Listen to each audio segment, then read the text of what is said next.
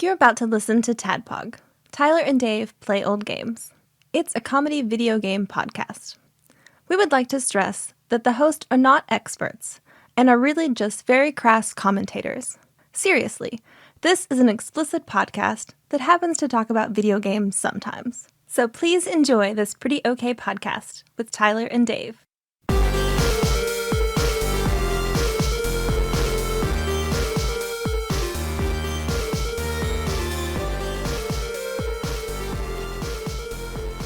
Hello, Internet, and welcome to another TADPOG podcast.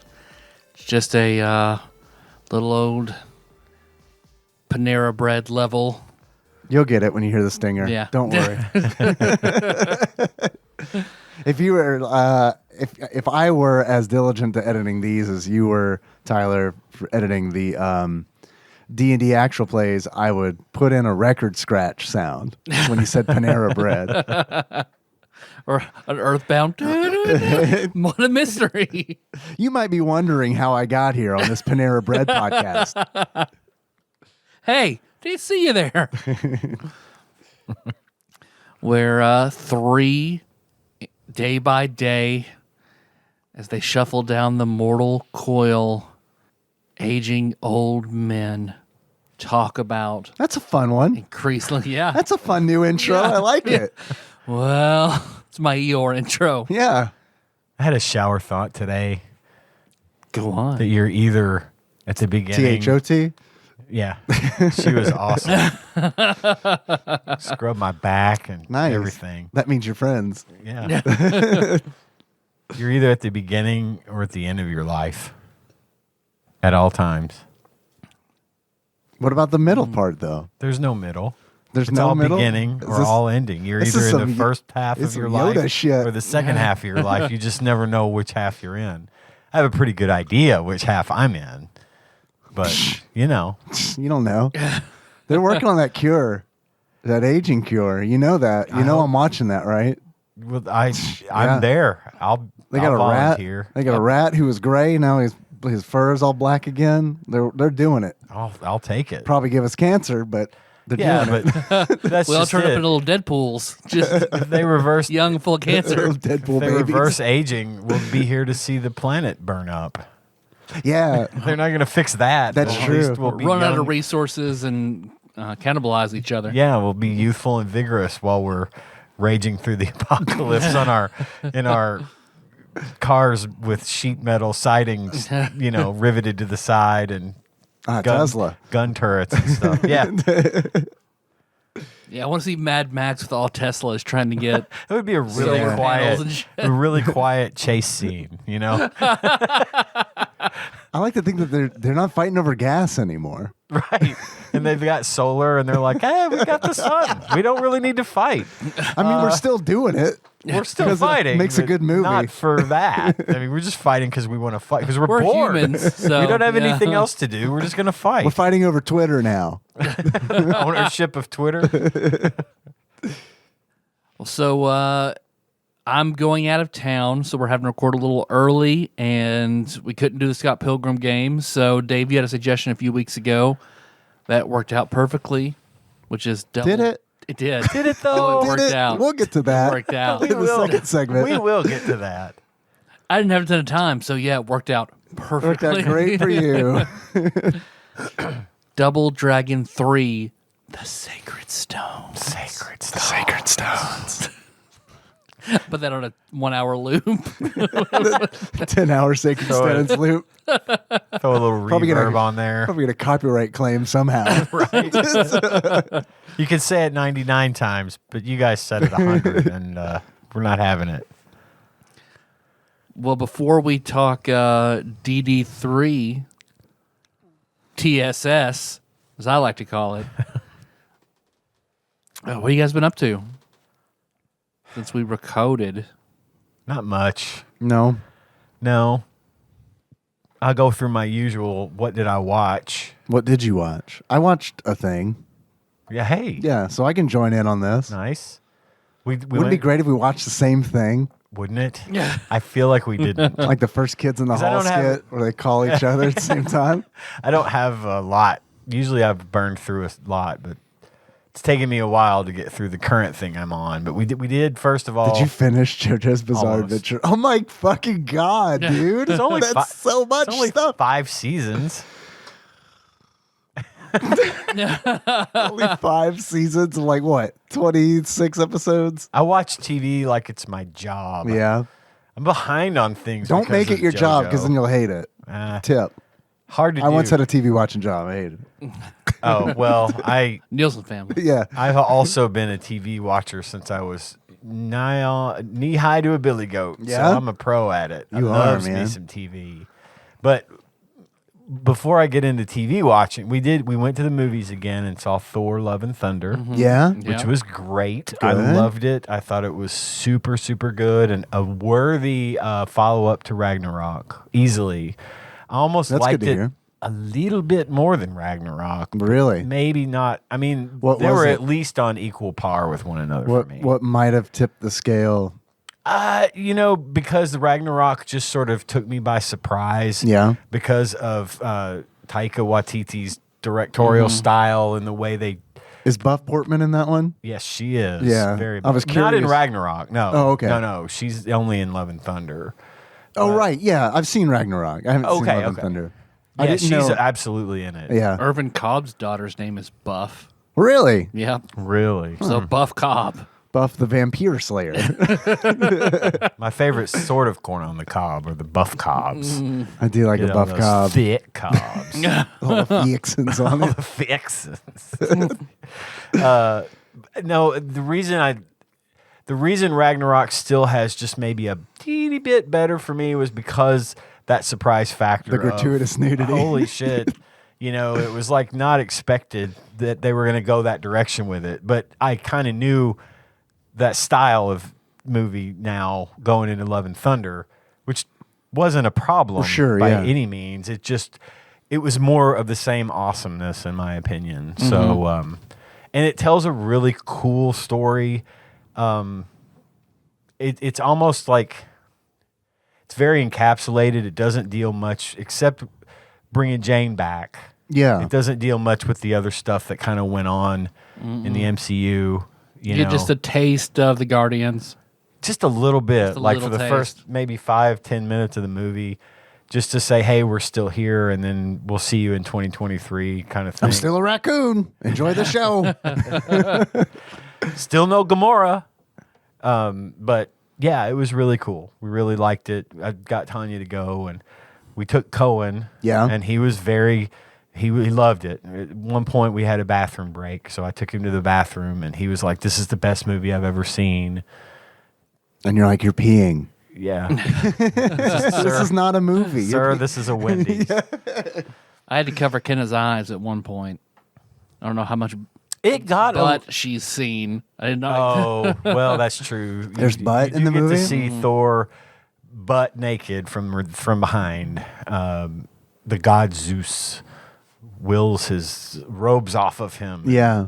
They show that a little bit in the previews, so I'm not trying You to don't want to see a butt? spoil anything. We were just very surprised. It's like, Oh, right. Okay. Like for a moment, like your penis sensor went off. It's like if he turns around, Yep. This nope, is suddenly a rated R movie. Maybe NC-17. yeah, it depends on what we see. If but he's soft, it's okay. It's fine.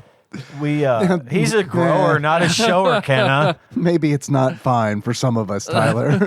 Yeah, right. I paid good No, I'm money. just saying, I think you can show a penis if it's soft.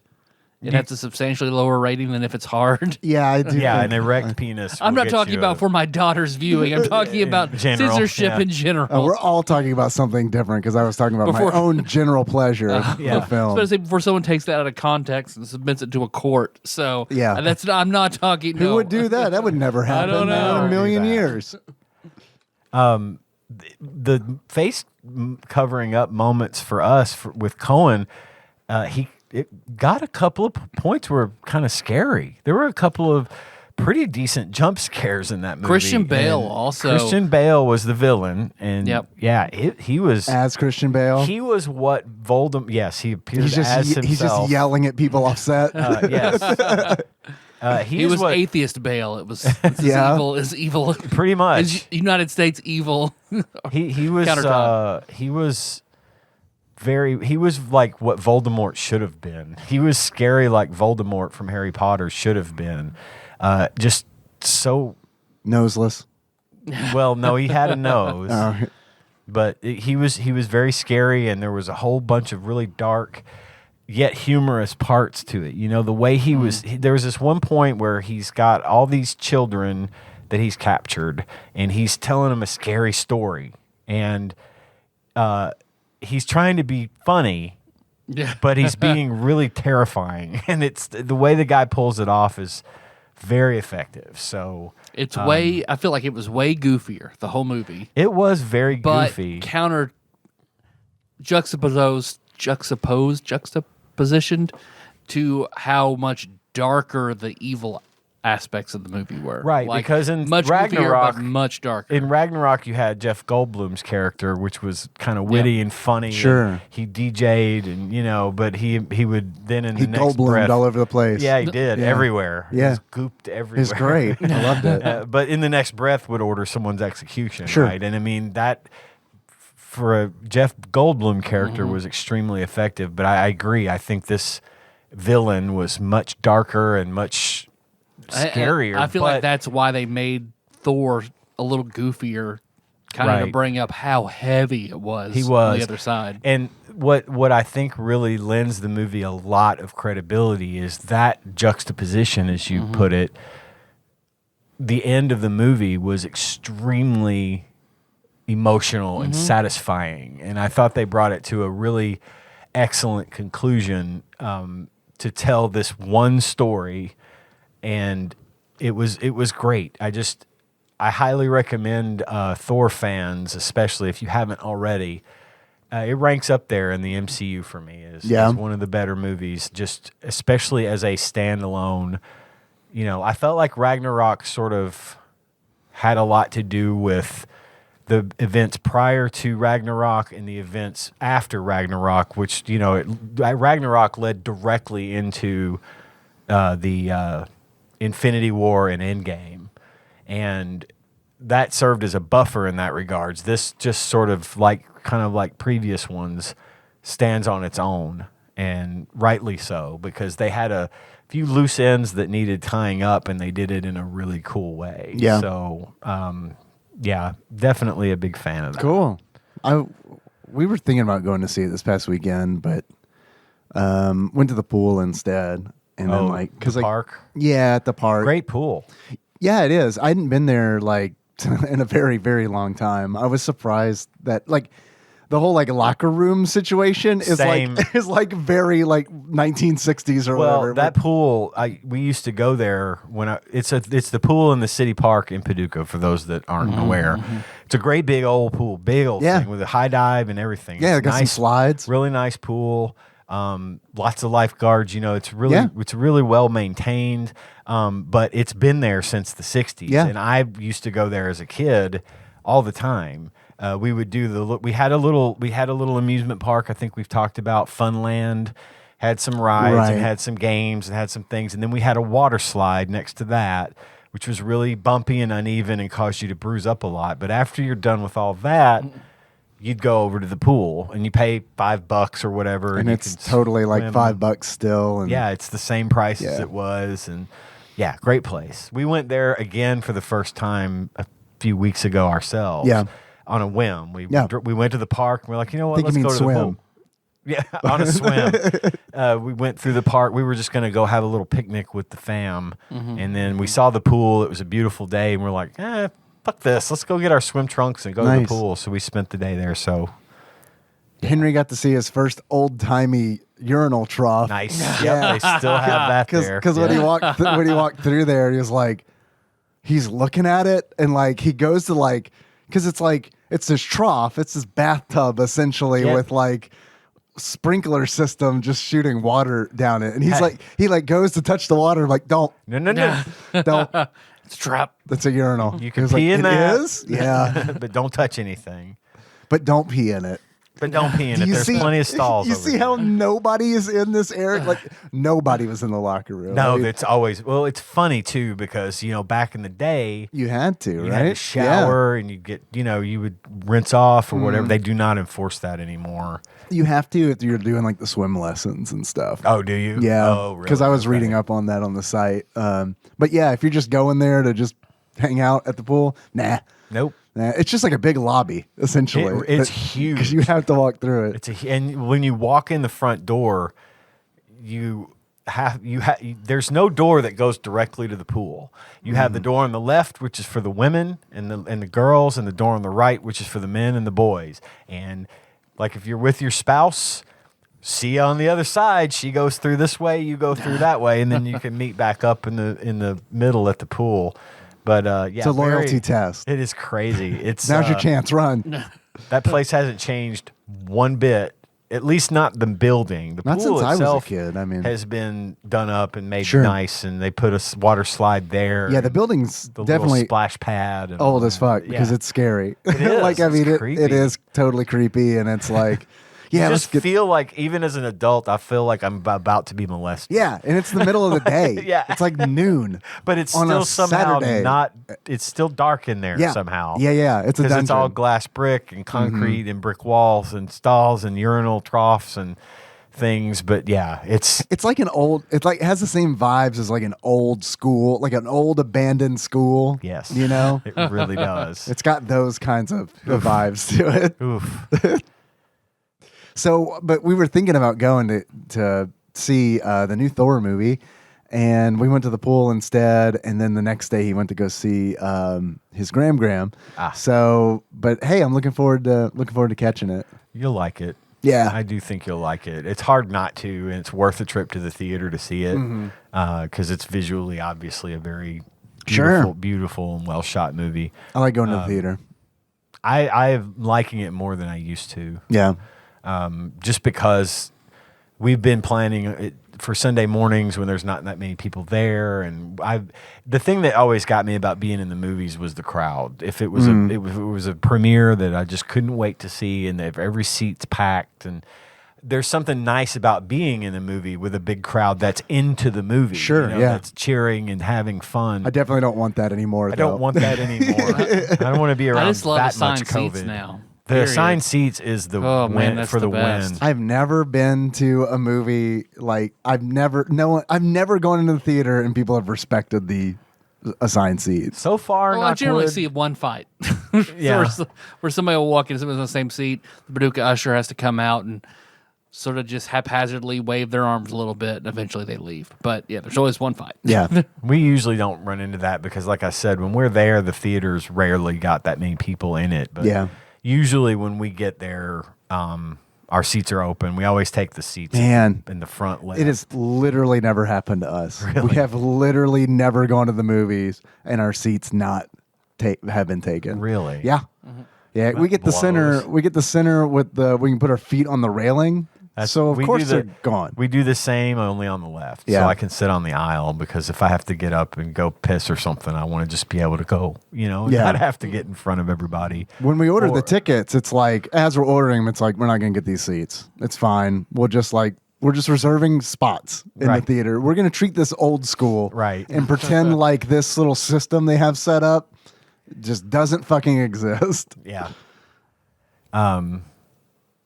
But yeah, that was good. And then the other thing I was going to mention was I'm still working on JoJo's Big Adventure or Bizarre Adventure.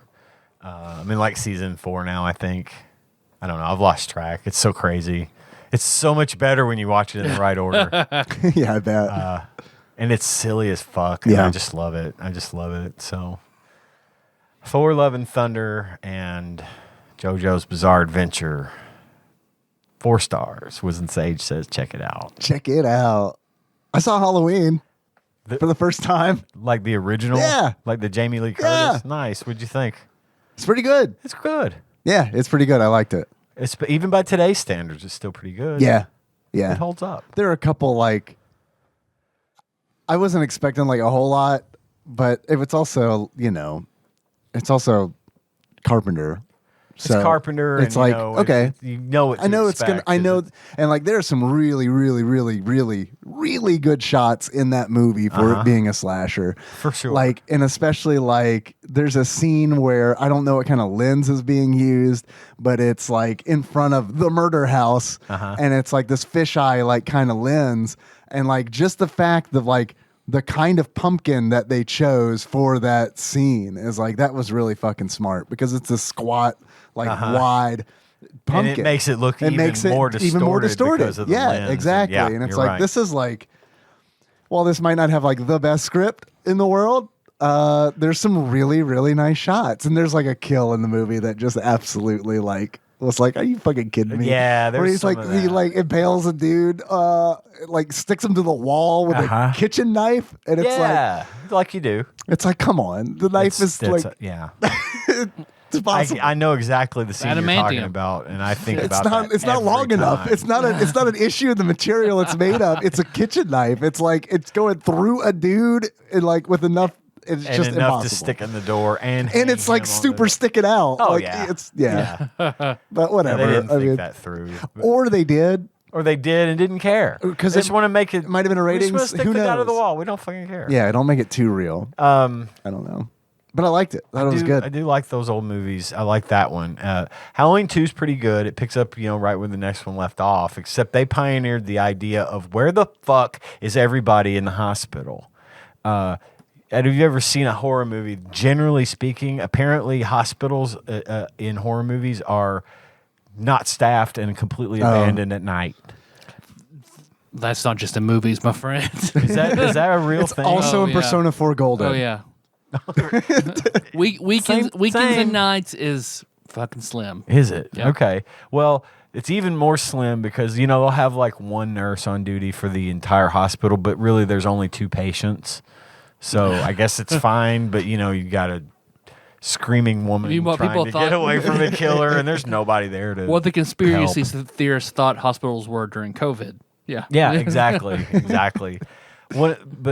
Speaking of Halloween, Halloween 3, Halloween was not originally meant to be what it ended up being. It Right, it wasn't was supposed to be an It was supposed to anthology. be an anthology. And I do kind of wish that I do the movie, too. the first movie, would have just ended. I do too. Because like that ending is like I could see people really hating that ending. Yes. But sure. but I loved it I did because it too. was just like cool. We don't know. We It's don't great. have to care. It's like This is we could- awesome. but then they do the second one, which is fine, But then they do the third one, which is called Season of the Witch, Right. which has absolutely I remember you talking about nothing to do with Michael Myers. He's not in it. And they were supposed to make other movies just called Halloween. Only each time they make one, it's a different scary story. And I really wish they had kind of rolled with that because Yeah. I liked Season of the Witch as much as everybody tends to shit on it. I liked it. Maybe I'll watch that one because I really don't have any desire to see any of the other movies. But that one, since Now it's different, The modern Halloween movies.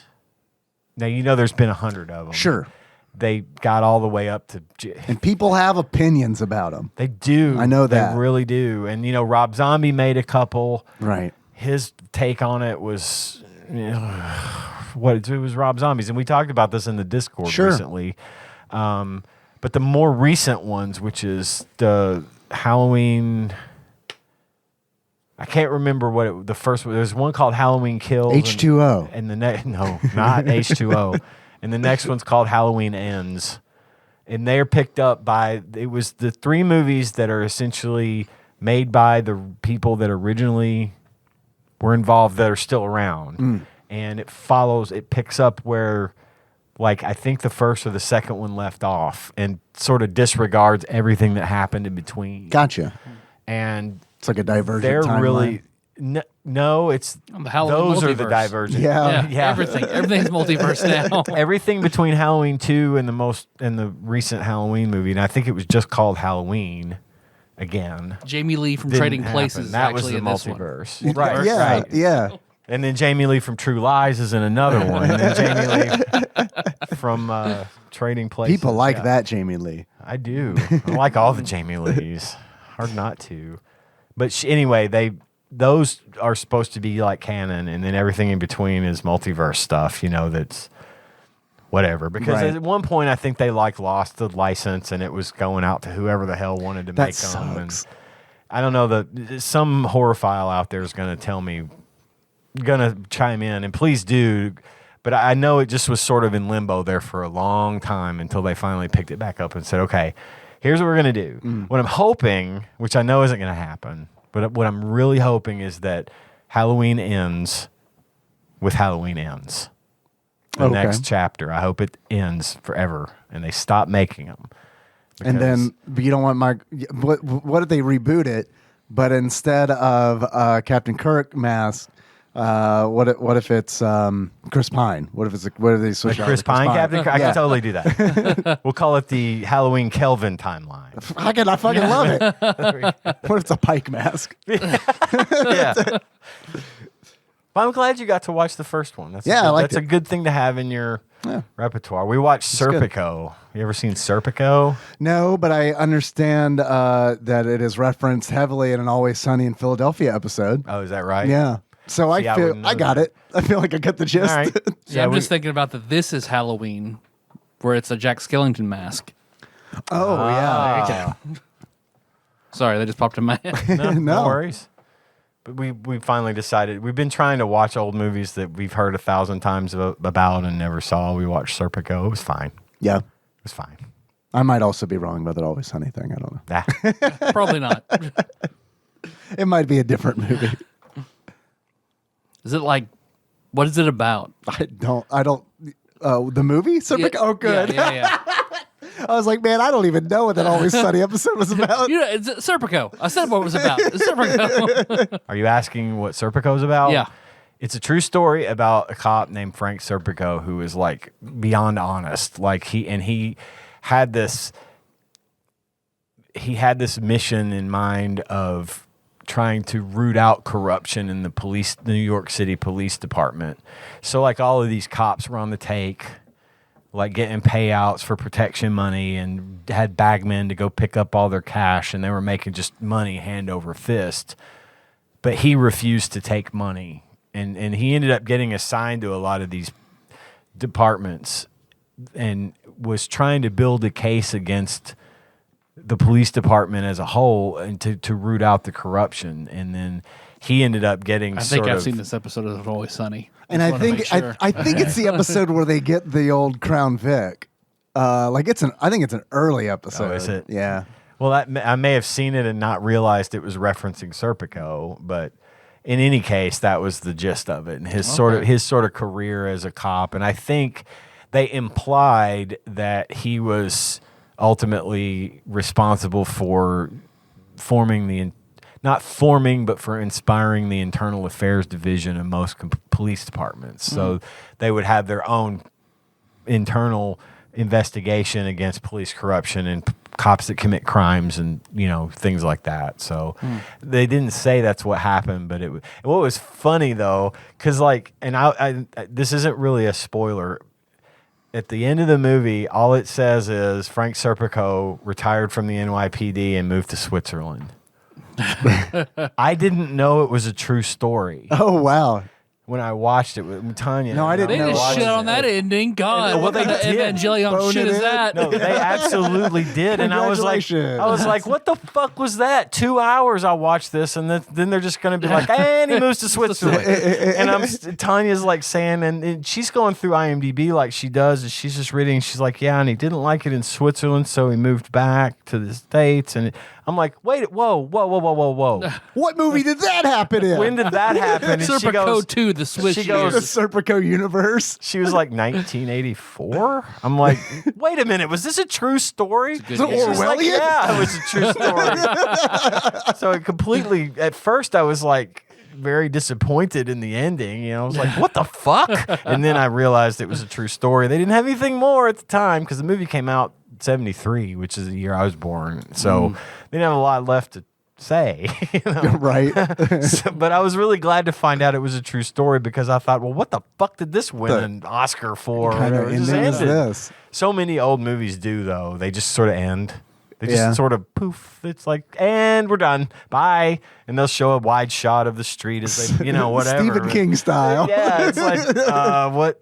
You leaving us hanging? Is there going to be a Serpico 2? The Revenge? I don't understand. John Serpico will return. Serpicoer. Serpicist. I finished that Final Fantasy VI Pixel Remaster. Nice. I've been watching Tyler play that on YouTube. That's been fun. I haven't made any more progress on Final Fantasy VI. Oh man, I'm caught up. I'm caught up to you on the stream. ready to talk about that. Take your time, but I'm ready to talk about it. I'll do my best. Hey man, that's I'm gonna throw in as much as I can, buddy. I mean, or don't. It's fine. No, you know? I will. I'm enjoying it. I'm just Okay, well that's the thing. If you're not enjoying If you're enjoying it, then I want you to finish it. We can do other shit like World of Ruin Don't episode count- 1000. I need pressure. Let me just stick. Let's Okay. stick with what we got. If I don't have pressure, I won't. What's your shower thoughts motivated. phone You know what I number? mean? I'll text her. Huh? What's your shower thoughts phone number? I'll text her. Oh, So she can put pressure I'll on give you in it the mornings. Do you shower in the morning, I assume? at night. Oh, you're a night shower. Yep. I'm with him. Night Two shower. night boys, huh? Night shower, Prefer to be clean when I get into bed. Is that right? I eat in my bed, so I definitely don't care if I'm Well, I clean. do. See, I do that too. My clothes are my napkins. They wipe it all off. Yeah. That makes sense. I just want to sleep to the last possible moment, so I sleep at night. Ugh, man, dude, I hate being at work feeling like I got the sleep grease on me. I hate that shit. Yeah. See, I don't have that problem. The problem for me is getting up and get early enough and getting motivated to get a shower and do all that whenever I could just take my time at night and get it done, and then afterwards just hang about until bedtime. That's my thing. I used to shower in the morning because I think, this has a lot to do with the fact that I work from home. Mm-hmm. But I would wake up and my hair would be sticking up in 17 different directions. Sure. So I got to get a shower so I can do my hair and Yeah. make it look halfway decent to go to the office. Now I could give a fuck how I look. Yeah. So It's just how I feel. Ugh, man. Yeah. I hate sitting through the whole day, like just being like, if I miss a shower in the morning, which I do not do because I fucking hate how I feel, the whole day at work, I'm like, I cannot wait until I can go home and I can get this like coating of like oil off of my body. I hate this feeling. That's how I like sliding into work on the sleep oil. Yeah. Yeah, just get off. Good. Well, normally you take a second shower just because. I used to, and then Henry was born, and I ain't got time for 2 showers anymore. But yeah, just because back in the day, for sure, just to fucking kill 15 minutes. Yeah, but now it's like no, not a fucking chance. yeah, I feel like I would rather wash off the dirt of the day before I go to bed. Sure, yeah, and I makes feel sense. fresh and Dude, clean when I'm asleep. I used to be a night shower boy. Yeah, I used to shower at night. I understand that feeling totally. And then, I don't know, when I started working, it switched for whatever reason. It kind of helps me get ready for the day. It kind of helps me wake up. I get and, like, I don't know. And now at this point, I associate not showering in the morning with, like, that feeling of, like, stomach dropping out, adrenaline, oh shit, something's wrong, I'm late for work kind of deal. So I don't know when I'd get a lot of my TV watching done if it wasn't for showering at night. is that right? Put on my show and I got a little window in my shower. It's got a shelf on it. Yeah. I'll put the show on and set my phone there while I'm getting ready. How do you hear it? Just turn it Just up. turn it up? And subtitles. Yeah, So, okay, that yeah. makes sense. Got a sound bar in a shower. I told you I'm a Yeah. professional fucking TV No watcher. shit. I watch in the shower. No shit. I do that That's like just me and because smoking back in the day. I just do it because I honestly don't care for taking a shower, but at the same time I can't motivate myself to hurry up. I linger in the shower even though I'd rather not be in it. So I figured, fuck it, I'll make it at least somewhat enjoyable. Man, I love being in this fucking shower. Love it. That's another good reason for me to take a shower in the morning because So you're there's a limit motivated on to how get much out of there, time. yeah. Because when I wash my hair once a week, and when I do that, it's on the weekend, and where I've got like nothing to do. So, I mean, it is like, yep, I'm just going to ride this shower out until the hot water heater fucking gives up. Yeah. It's literally coughing. Yeah. I get out. Yeah. And I weigh 20 pounds more Yeah. just because all the water that my body You look like a scuba suit that got a leak in it. You're like all bloated. Like, what the fuck? More like a minion. No discernible shape to your body. Yeah. Just sort of Dave, you okay? human ass. Just water coming out of my mouth. I've also been playing this little game called Vampire Survivors. Have you heard of this game? No. Oh my God. Barbecue Bear and Drew Rowland gifted me Vampire Survivors like in May. Thank you for that, Drew. And then I finally got around to checking it out after the Pixel. I had this video game shaped hole in my heart after I finished the Pixel remaster. I was like, what do I do now? Because fucking man, I went on a Pixel remaster binge, like a straight fucking like. Yeah, I can't think of the last time you played a game like that. Like I would get to work and it would like I would have a video game hangover, like legitimately, where it was just like fuck, I feel like shit, but I can't wait to go back and do the Mage's Tower tonight, kind of deal. That's how good it is, you guys. I mean, it's really fucking good. Like it's really good. I can see why people wouldn't like it. If you don't like the original, then you're probably not gonna like the Pixel remaster. The Pickle remaster. The Pickle Remaster. That's the next everyone one. It's gonna be likes. great. Yeah, everyone does like the Pickle remaster. But man, Vampire Survivors is Bread and butter so of the good. Figaro brothers. It's like this. It's kind of like a twin stick shooter, but it's more like a one stick shooter, where like bullet hell. But it's like if Castlevania was a bullet hell game, and like you get all these like classic Castlevania weapons, like the Crosserang and the holy water, which they call Santa water, and like the magic wands and the I can't remember what they're called, but the crystals that go bzzz, and they ricochet off of stuff. You get those. Yeah. And Hey, don't care for that one. so you build, you like as you go through it. It's a roguelike, so you kind of like, as you're fighting these waves and waves of enemies, and like as you go, you're just trying to survive as long as you can. I guess hence the name, Vampire Survivors. You're trying to last as long as you can, but like as time progresses, the enemies become more varied, and they're just, the waves become bigger. They become harder to kill. Bosses show up. And like you kill a boss. If you kill a boss, they'll drop a treasure chest, and like you grab the treasure chest, and it like upgrade a random weapon. So there's like this gotcha mechanic to it. Super addicting. Absolutely, it's like one of those where it's like one more run, because like each run is like, if you make it to like a run's like 30 minutes max, pretty much. Like Hades. So I mean, yeah, it's got like that Hades kind of feel to it. And like again, like Hades, like each run, you're given different weapon options. Like on this run, you're given the option to have like the whip versus the holy water, the Santa water.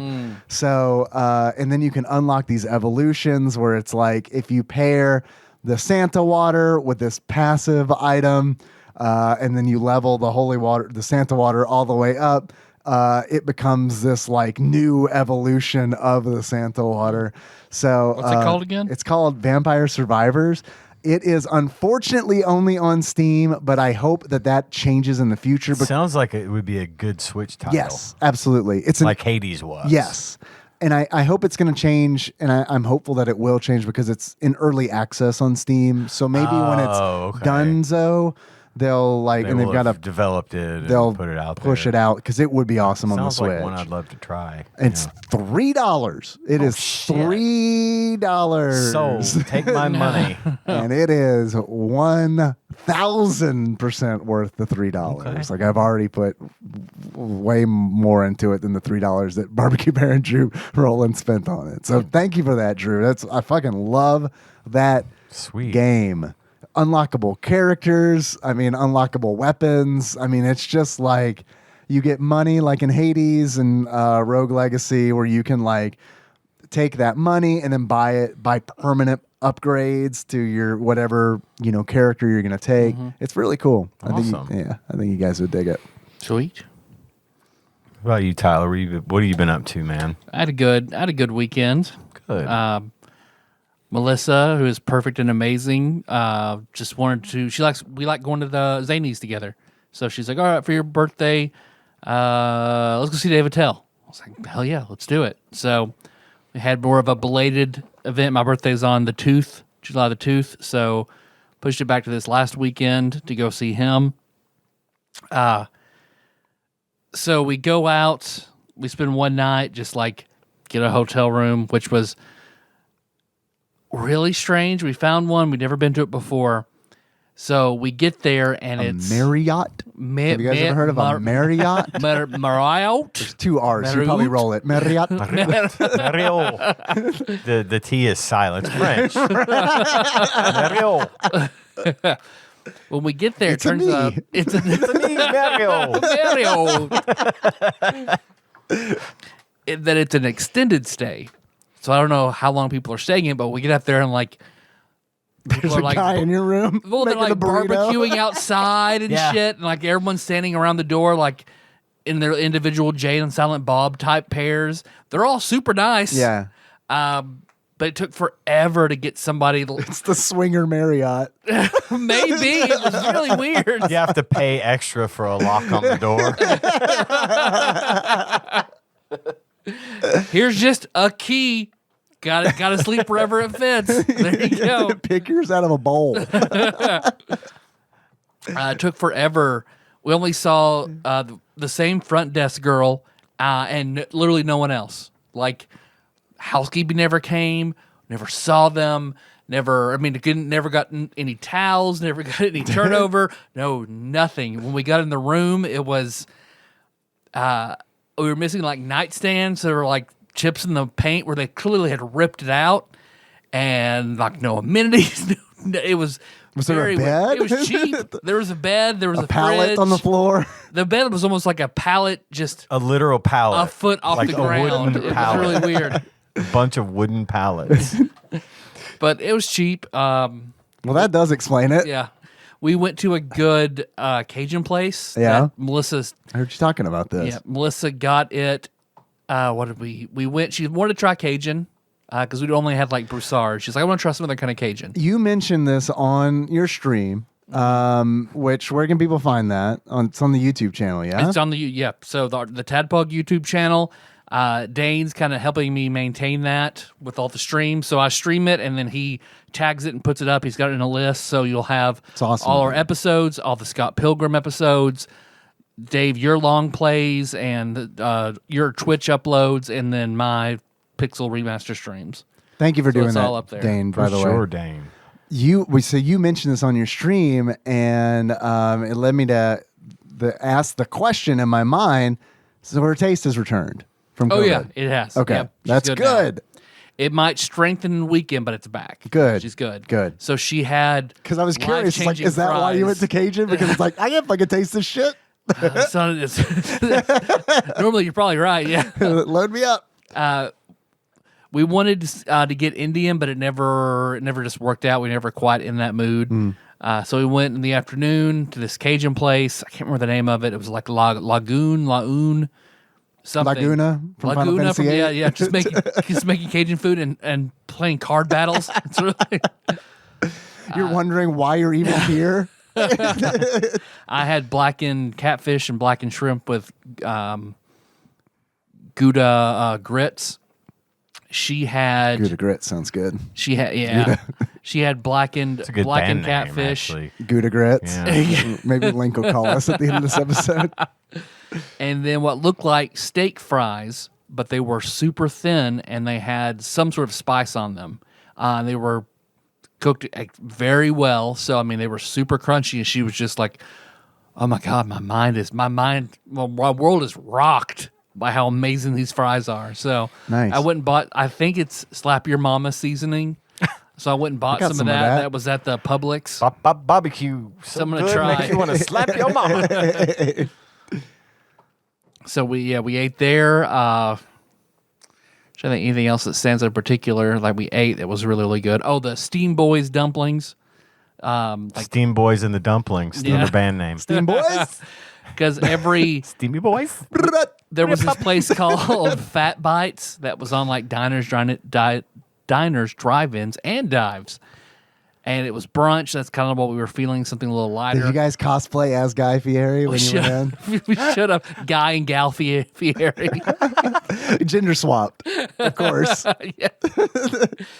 But it was the second time. Now I just can't stop thinking about Guy Fieri with just a massive fucking rack.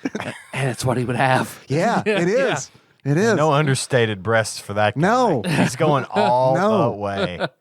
Yeah. Welcome to Flavor Town.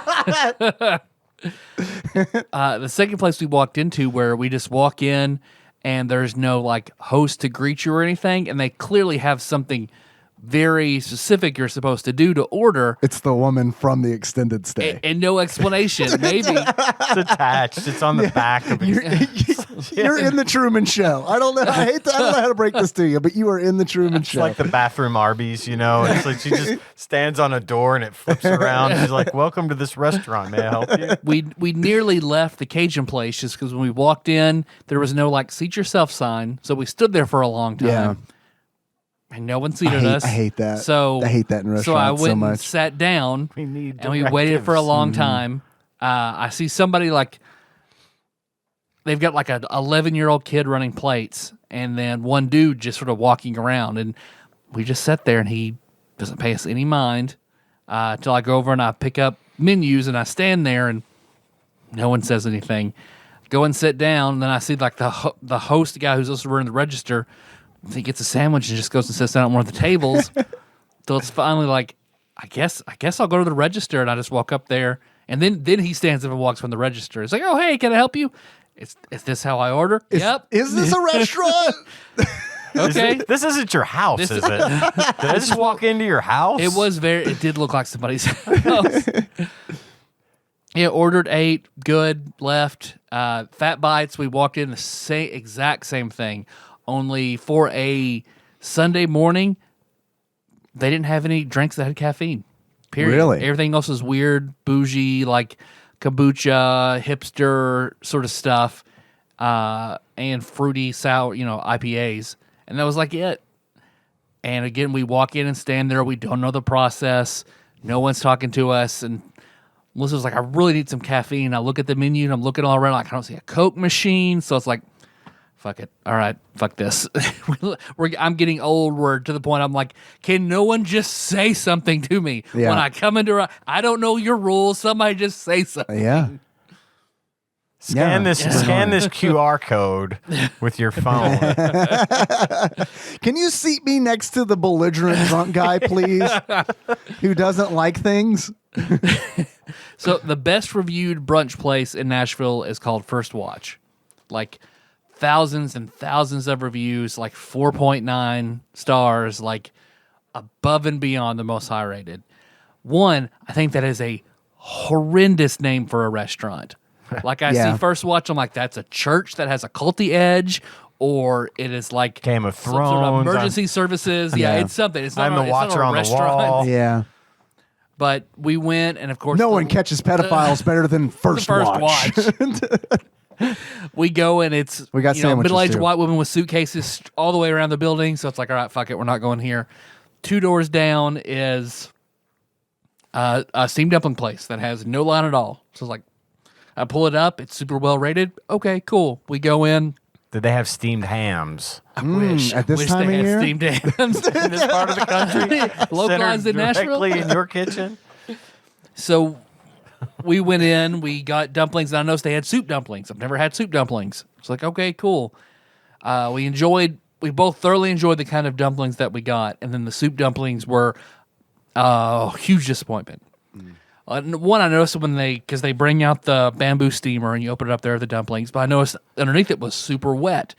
So apparently their holes had sprung in every soup dumpling, and there was just soup not in the dumplings. So it was just, ugh. Yeah. Other than that, everything else was fucking great. Cool. But Attell, holy fuck. I knew it was going to be good. Yeah.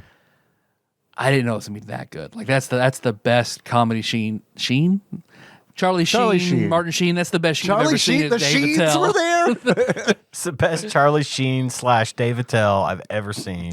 Tiger blooding all over the place. Everywhere.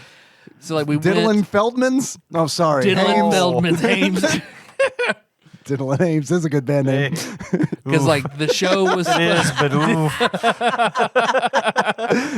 It really is, but ooh. I mean, it's not real. It's fine. Right. The band is it. The diddling. The abuse. Definitely The abuse real. Oh, the alleged abuse. Ooh. But like this show was supposed to start at You 9:15, and the doors open at 8:45. We got there. All right, we'll go there when the doors open. Get there at 8:45. We stood there. Park close. Nobody talked to us. We didn't know what to do. We scanned all the QR codes. Nothing. Really good fries though. No, but of course the line was wrapped around the building and down the street. So we get in line. It is Zanies after all. Yep. Because I remember when for my Is bachelor Zanies party on- back in the day, we were supposed to go see Louis C.K. Yeah. And I love you, Taryn, but something happened where she like didn't want to go, so we drug our feet to go. I think alcohol happened. Probably. Yeah. Yeah. I think she was drunk and didn't want to go, and then sobered up and was like, yeah, let's go see Louis C.K. My memory's hazy because alcohol happened, but I'm just going to assume alcohol. I didn't drink this, but I remember Well, I didn't- going, I did. getting in line, and if we had left 10 minutes sooner, we all would have seen Louis C.K., but it sold out. He would have masturbated as for we all of stepped us. up. And I would have been, I'm like, I consent. Do it, Louis.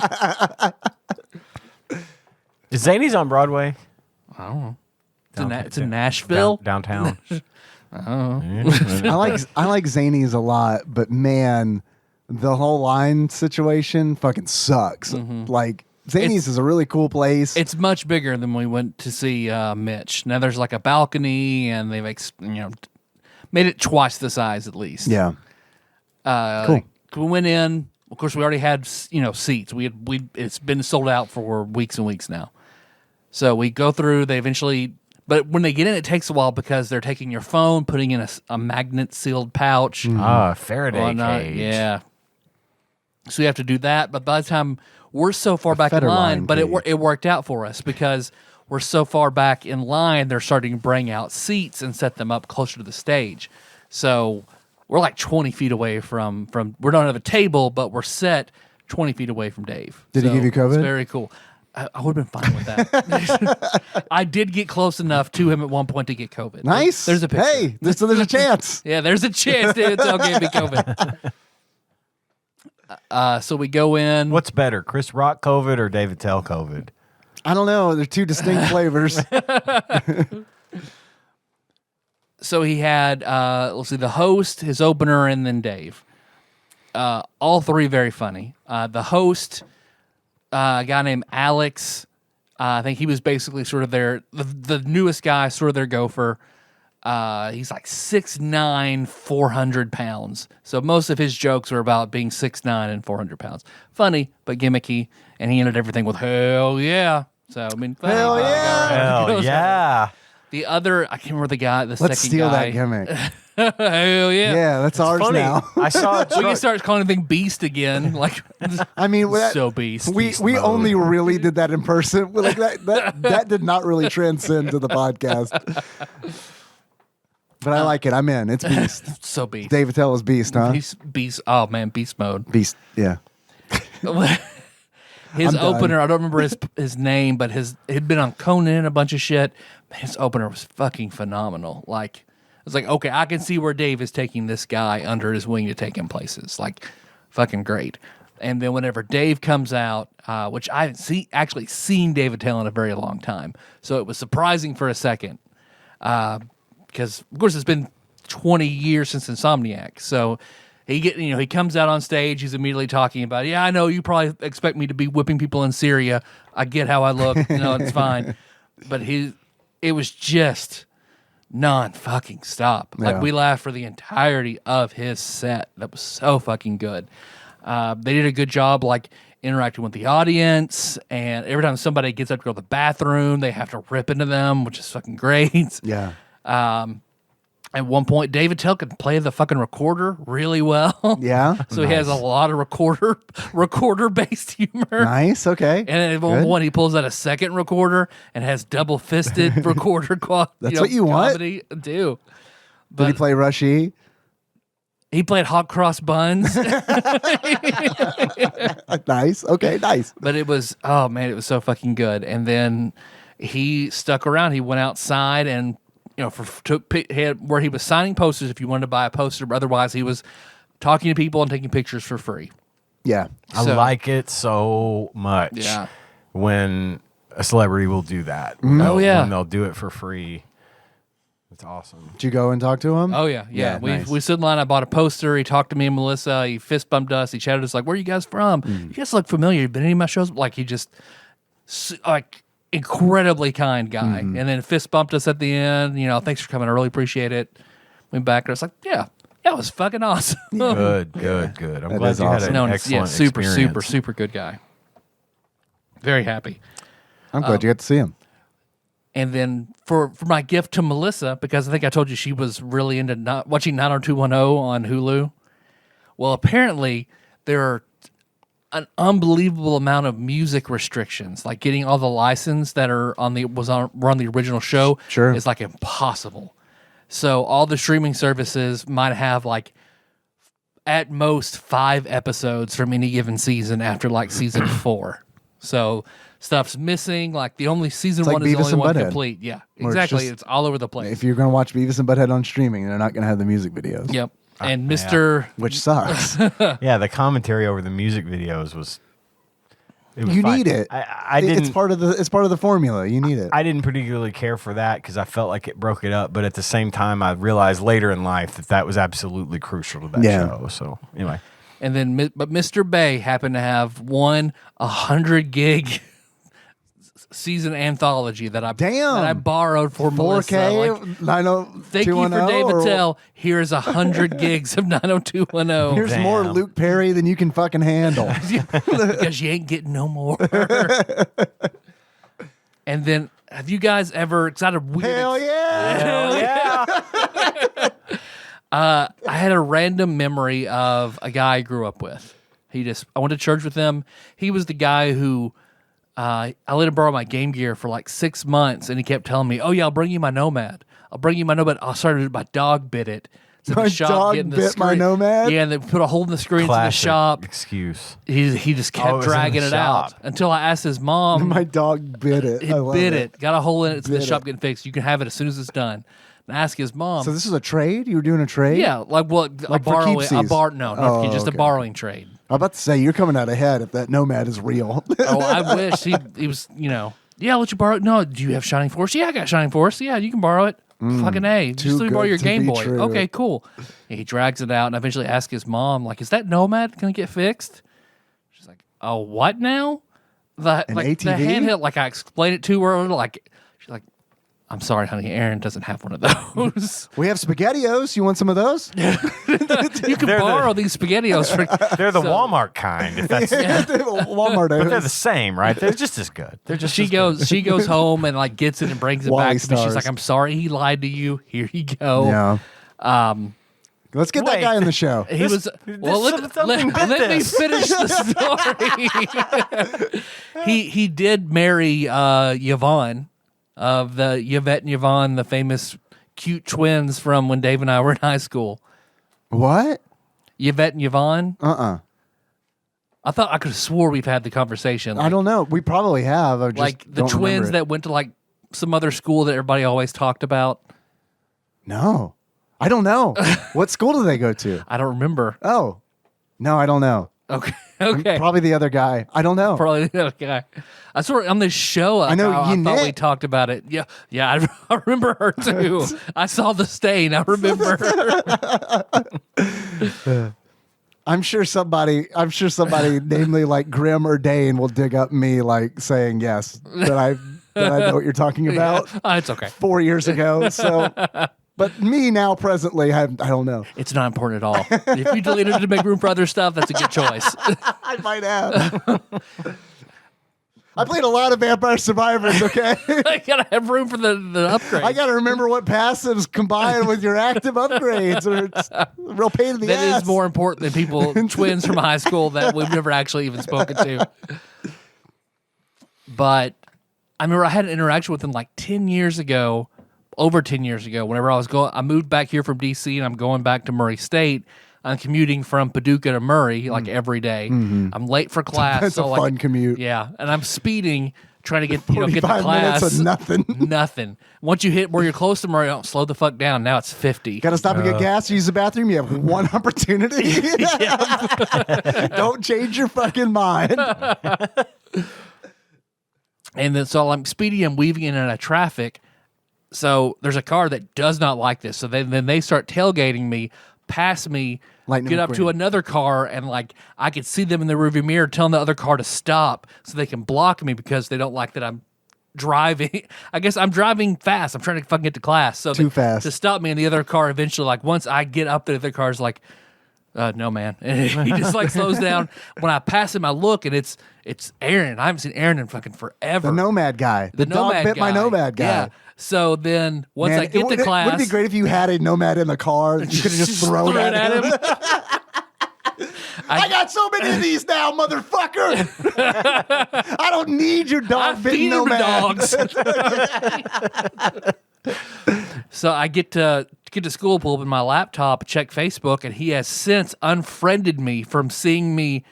We were Facebook friends. We have the interaction on the road. When I get there, he's already Do you think unfriended it was your me. road interaction? I 100% I think it was the road He interaction. unfriended you that fast? That fast.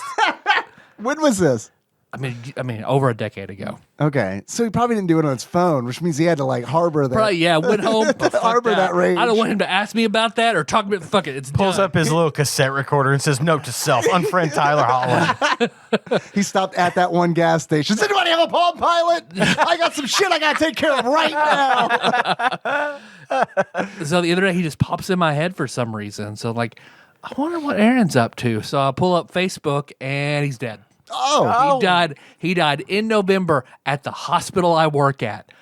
No clue. Wow. No clue whatsoever. Fucking weirdest feeling I've ever had. Like, he probably died 100 feet away from me. Yeah. Hadn't seen him, had no idea. Not Well, if looking he at hadn't his have in memoriam unfriended Facebook I'd know. You would know. So So this Yeah. episode dedicated to Aaron, to whose Aaron, dog bit his to Aaron, Nomad. to know who one time to church he wore a completely yellow sweatsuit, and I was like, "Oh, that's cool. I'm gonna call you Nanner from now on." So I would, and he did not like it. I can't imagine why he wouldn't like being called Nanner. I did it for years. Like I remember he showed up at a high school dance of mine with a girl, and I was like, "Hey, what's up, Nanner? God damn it, are you still on that?" Yeah, I am. How's your Nomad? How's your Nomad? You know, I hate your mom's fucking SpaghettiOs. If you know what I mean. They were Walmart brand, though, you know, if you know what I mean. So- I immediately text Shake and Brandon, who I know knew him, because like Shake used to live beside him. Shake got some of the same like weird Nomad shit where he would promise to lend him stuff and then didn't actually have it. And then Brandon, because we knew him from church, Shake was equally floored, like, holy fuck. And Brandon didn't respond in typical Brandon fashion.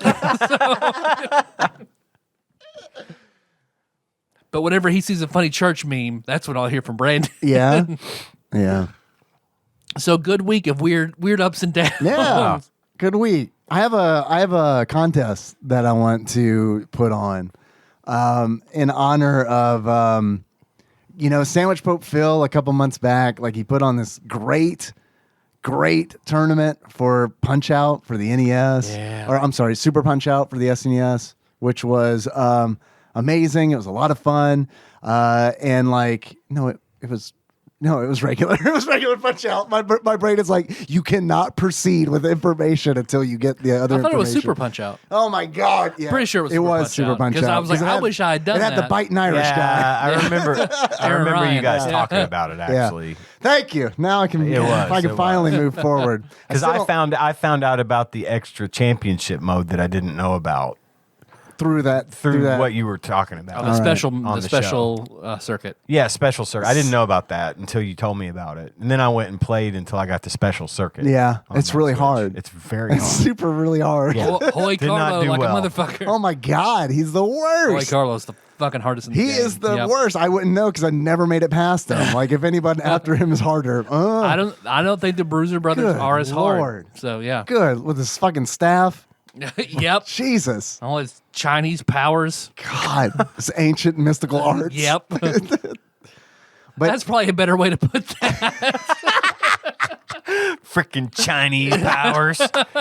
Goddamn Chinaman powers. that's the Austin Powers ripoff. Chinaman Powers. If that's not a wrestler from the early 2000s, I'll fucking eat my hat. What the fuck? Oh yeah. So Phil did this tournament that was largely organized on Discord. I don't know if it went outside of that. That's bit.ly/TADPOG Discord. And then I've been like competing weekly on the Video Game Sage forums. They've got like this NES competition where it's like each week there's a different game and the game has like there's a different challenge for each game. Like this week was Donkey Kong, and it was just like a Donkey Kong for the NES, Donkey Kong, high score, good old fashioned one of those. I did horribly, but that's okay. It was still fun. But between those two things, man, I've been like, since Phil did that tournament, I've been really wanting to do something. That was so much fun, and people like really got into that. I've been wanting to do something like that. And we're talking about, this is going to get a little confusing because today we're talking about Double Dragon 3. It confused the shit out of me. Right, which is why I definitely want to get in front of this. But since we're talking about Double Dragon 3 today, I was thinking like, what could we do? What could be done that like is Double Dragon related? What kind of tournament could there be? And it's like, well, one of the things that was so great about the tournament that Phil did, Sandwich Boat Phil did, it was amazing, was that Super Punch-Out is very accessible. Because it is available on Nintendo Switch online in their SNES library. So I was like, well, I should do something like that so that more people can participate. And turns out Double Dragon 3 is not in that collection. Which is weird. But I mean, but not It's really. understandable. It is understandable. We'll get to that in the next segment. But Double Dragon, Sacred Stones. But the first Double Dragon is on Nintendo Switch Online in the NES library. So I'm putting on a tournament.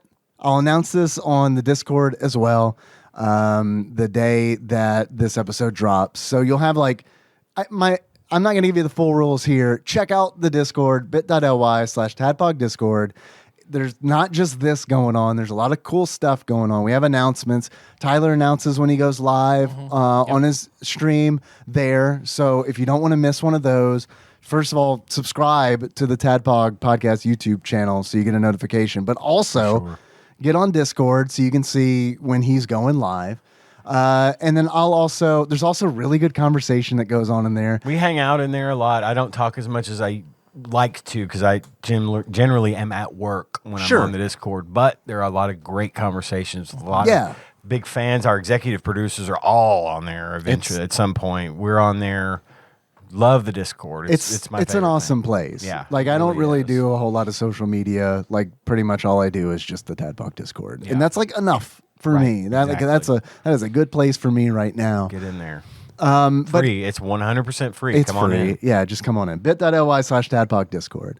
That's where the full rules for this Double Dragon tournament will be in. But the gist of it is essentially when this episode comes out, you'll have until the following Tuesday to submit your progression in Double Dragon. I'm going to have prizes, $60 for first place, $30 for second place, $10 for third place. So enter, go to, it's going to be progression based. So don't worry about score. We've caught these deer. We are ready to give them to you. Did you think it was money? No, it's bucks. Oh, it's actual bucks. deer. We'll keep them alive. No dose. Artisanal, home caught. Panera Ducks. Ducks?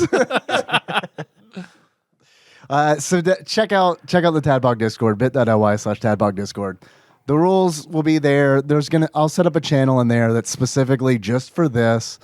It'd be awesome if you guys would participate.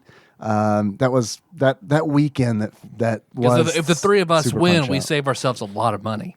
True. So that's the goal. Well, I mean, I'm not going to participate. I'm going to play, but I will forfeit. I will forfeit any. I won't even come close to being a winner. Yeah. But I am going to play just for fun. Yeah. Cool. And if don't count, my submission won't count. Don't worry. I'm taking off. Fuck y'all. I'm gonna get that money. Okay. Do it, baby. No, I Hell lose. yeah. Hell yeah. Sorry, guy. Look at all this 400 pounds of sexy. Hell yeah. Hell yeah. Beast mode. Beast mode. Get that Double Dragon beast mode, This is baby. 400 pounds of beast. So bit.ly/TADPOG Discord. Join the Discord because that's pretty much where I'm going to be taking the Scorp submissions. So that if you want to participate, that's where to do it. Cool. And that's it. Hell yeah. Hell yeah. Yeah. Make sure I include that in the show notes. I got an announcement to make as Yeah. well, but Excellent. it's not quite time for it. I'm still teasing it Okay. because the thing we talked about, I don't have it in my hand yet. Remember the thing? Remember the thing? Oh, yes, I do. Yes, I do. Ian's Yeah. OnlyFans. My OnlyFans is about to drop. Are you top 5%? Top 1%. Oh, shit.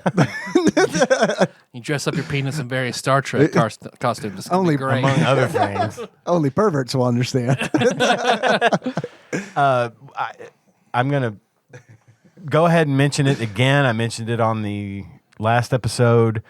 Got a little giveaway coming up as well. This is just simply going to, are you a Patreon donor? And if you're I'm not. well, What's now's in it for me, I Ian? have an idea. I'm going to give away stuff. And I'm not going to announce just Hell quite yeah. yet. Hell yeah. I'm not going to. Man, Ian is so beast of you. It is beast mode. I decided to go beast mode So beast. before I came here. I have Much mode. a little giveaway in mind. It's going to be.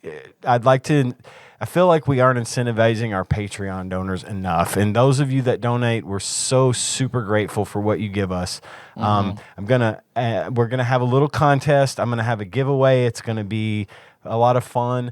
But the thing that we want, and I'm thinking about doing this ongoing for different types of things to give away, because I have all kinds of crazy shit that I would love to just give to people that might want to win it.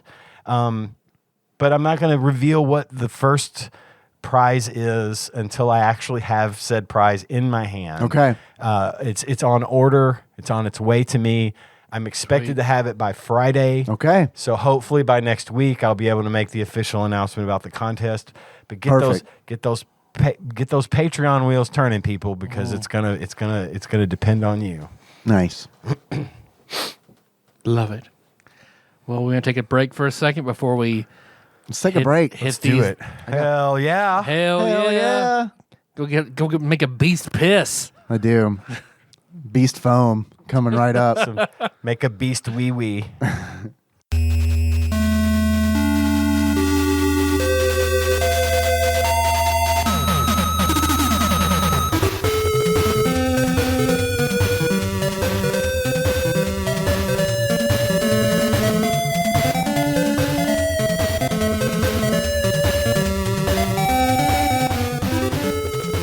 We're back.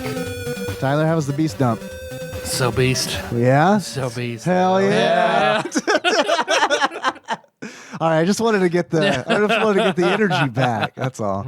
We had packages and stuff, and I even it's the last segment. in the community corner. Okay. All right. In the last segment. I got That some- does make more sense. I got some calls too, actually. Sure. So Let's do it. Hell We'll do yeah. it all. Hell yeah. Hell yeah.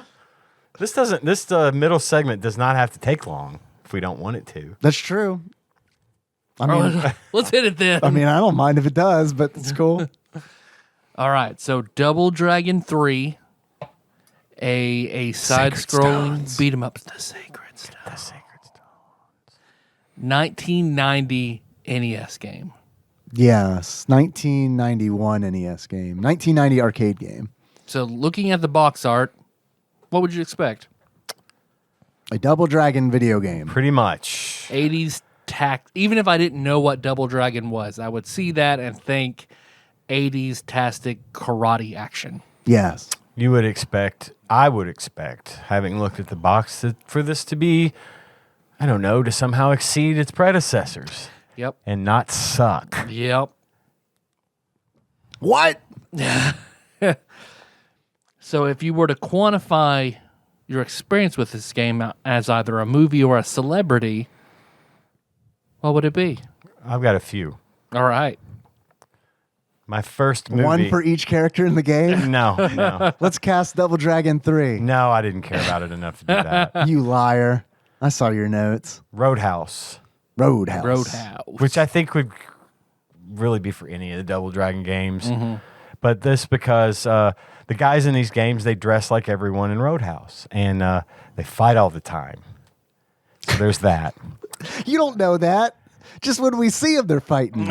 When we don't see them, they're probably doing real constructive stuff. Yeah, you know, probably, like reading to kids at the local hospital. Bimmy goes to the bank and gets stamps. Bimmy goes to the bank. It's a great name for a children's book. It is. The second one I picked movie-wise that this made me think of was The Warriors. Come out and play. 1979 because Never seen it. Never seen it either. the guys in these games dress like everyone in the Warriors and they fight all the time. Yeah. Also, the villains are dressed more like Warriors villains than like, say, the bad guys in Roadhouse or whatever. Roadhouse. The next one I picked was Kickboxer, I haven't seen that either. starring Jean-Claude Van Damme. You can hear Phil get hard somewhere. Yeah. Well, hard with disappointment that I picked, 1/3 of the podcast has seen the movie. I'm assuming. Have you seen Kickboxer? I have not. All right, nailed it. Bloodsport's it. I haven't even seen that Bloodsport. and The Warriors. I've seen all these movies. I saw Bloodsports. Does that count? Sure. Yeah, it does. The reason I picked Kickboxer is because the guys in these games dress like everyone in Kickboxer. And they fight each other all the time. It's a look. Yeah, it's like you're trying to make a blanket statement that's 100% accurate or something. I also picked a Corey Feldman this time around. But You got me beat. we can touch on that later if you'd rather. Do it now. Let's do it. Show me the your full Feldman. My Feldman pick for the week Yeah, lock it in. is locked in as Teenage Mutant Ninja Turtles, the TV series. Oh, Because Feldman was the voice of Slash for 2 years. Oh my in that gosh. movie. that must be the recentish yeah, one. the recent Nice. 2015 to Yeah, 2017. Yeah. And that game, the Ninja Turtles spawned a few really good beat 'em up games They that did. didn't suck. They did. You're right. And a couple that did suck. Not the beat 'em ups, but But not as bad. I mean, probably. I don't know. I don't man. know. There are some Yeah. bad Turtles games out That's there. not wrong. That's my Corey Feldman pick of the week. I'm impressed. I don't have a Corey Feldman pick this week. I'm sad. Well, I have combined my movie and my Corey movie. So they are one and the same because I think it's too accurate. So that would be the 1992 joint Blown Away, starring the two Coreys and Nicole Eggert. Man, I had it for Nicole Eggert. Charles in Charge. Oh man. Hell yeah. Hell yeah. I'll say that That's one a twice. real one. Man, that was a real one. I remember coming home from school from fucking third grade and be like, fucking Charles in Charge. No one's going to stop me from watching Charles in Charge. So Corey Haim is in love with Nicole Eggert's character. 'Cause of but course. she's definitely a user. So she twists him all up with love and gets him doing crazy things for her. And then his best friend, played by Corey Feldman, also falls in love with her. And she starts twisting them around, and they turn from best friends to Lovers. fighting each other. I wish. You two mama Korean is what So they end up fighting each other over her and destroying their friendship. So I feel like it is the way Marion goes with both Bimmy and Jimmy. Yeah. Because they both fall in love with her, and they're brothers, but they're So blown away I is love this. a parallel to Marion is Double Dragon. Nicole Eggert. Yep. This all makes sense. I'm really It's impressed. a good parallel. I don't It really is. I don't have a Feldman pick for this. I feel like I kind of came to this being like, I ain't gonna have shit. I don't need to bring anything either. But here I am, the only Here we one. come from behind. Chandler comes from behind with a Feldman pick for once. Man, I thought the segment was dead. Now I'm back. I gotta get back on my game. That's okay. I won't do it next week, probably. I'll do 3 of them. Wow. We've mentioned Bimmy several times. Yes, this is the infamous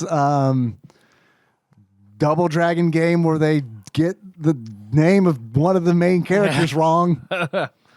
I'd like to say Call him Jimmy, which is fucking dumb. James, excuse me. Bimmy and James. James Lee. You think that they would be able to get the name of one of their main characters? Half of the guys right. They don't. They get it wrong, which is kind of a disappointment, especially considering that like Technos, they developed this video game. The Double Dragon people, they developed this video game while they like outsourced the arcade game. Yeah. So like you'd think I would like if they got it wrong in the outsourced material, it would be one thing, but the fact that they're like, oh man, that did horribly in arcades. We better do a good job. What's that guy's name again? In the Is it game. Bimmy? Yeah. I'm pretty sure it's Bimmy. Pretty sure it's Bimmy. They're twins. That's what you name twins. Billy and Bimmy. It's all the same. You just changed one letter. Yeah. Oh God. So maybe canonically he died, right? In like the first or second game, and then he's just like the homunculus They brought him brother. back and he came back wrong. Bimmy, right? Yeah. Yeah, Pet Cemetery style. We'll have to call him Bimmy. I think.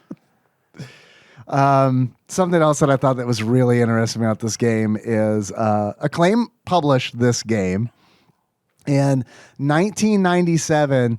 Electronics Gaming Monthly, remember them? I do. They reported that Acclaim had 500,000 copies of the Double Dragon 3 cartridges that they could not sell. Yep. But why? I don't know. Maybe my movie celebrity pick will answer that question. Do it, Probably, yeah. probably not. Do it. I went with Andy Dick from the 1994 movie Double Dragon. You guys remember Andy my Dick God. in Double Dragon as a smog caster?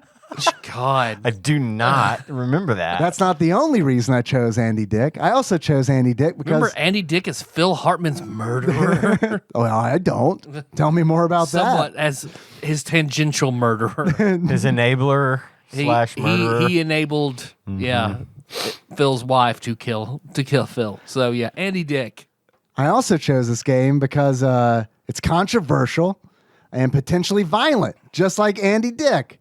Not because the game is partly blamed for Phil Hartman's murder, which it isn't, but Andy Dick is. Andy Dick definitely is. Ask John Lovitz about Double Dragon.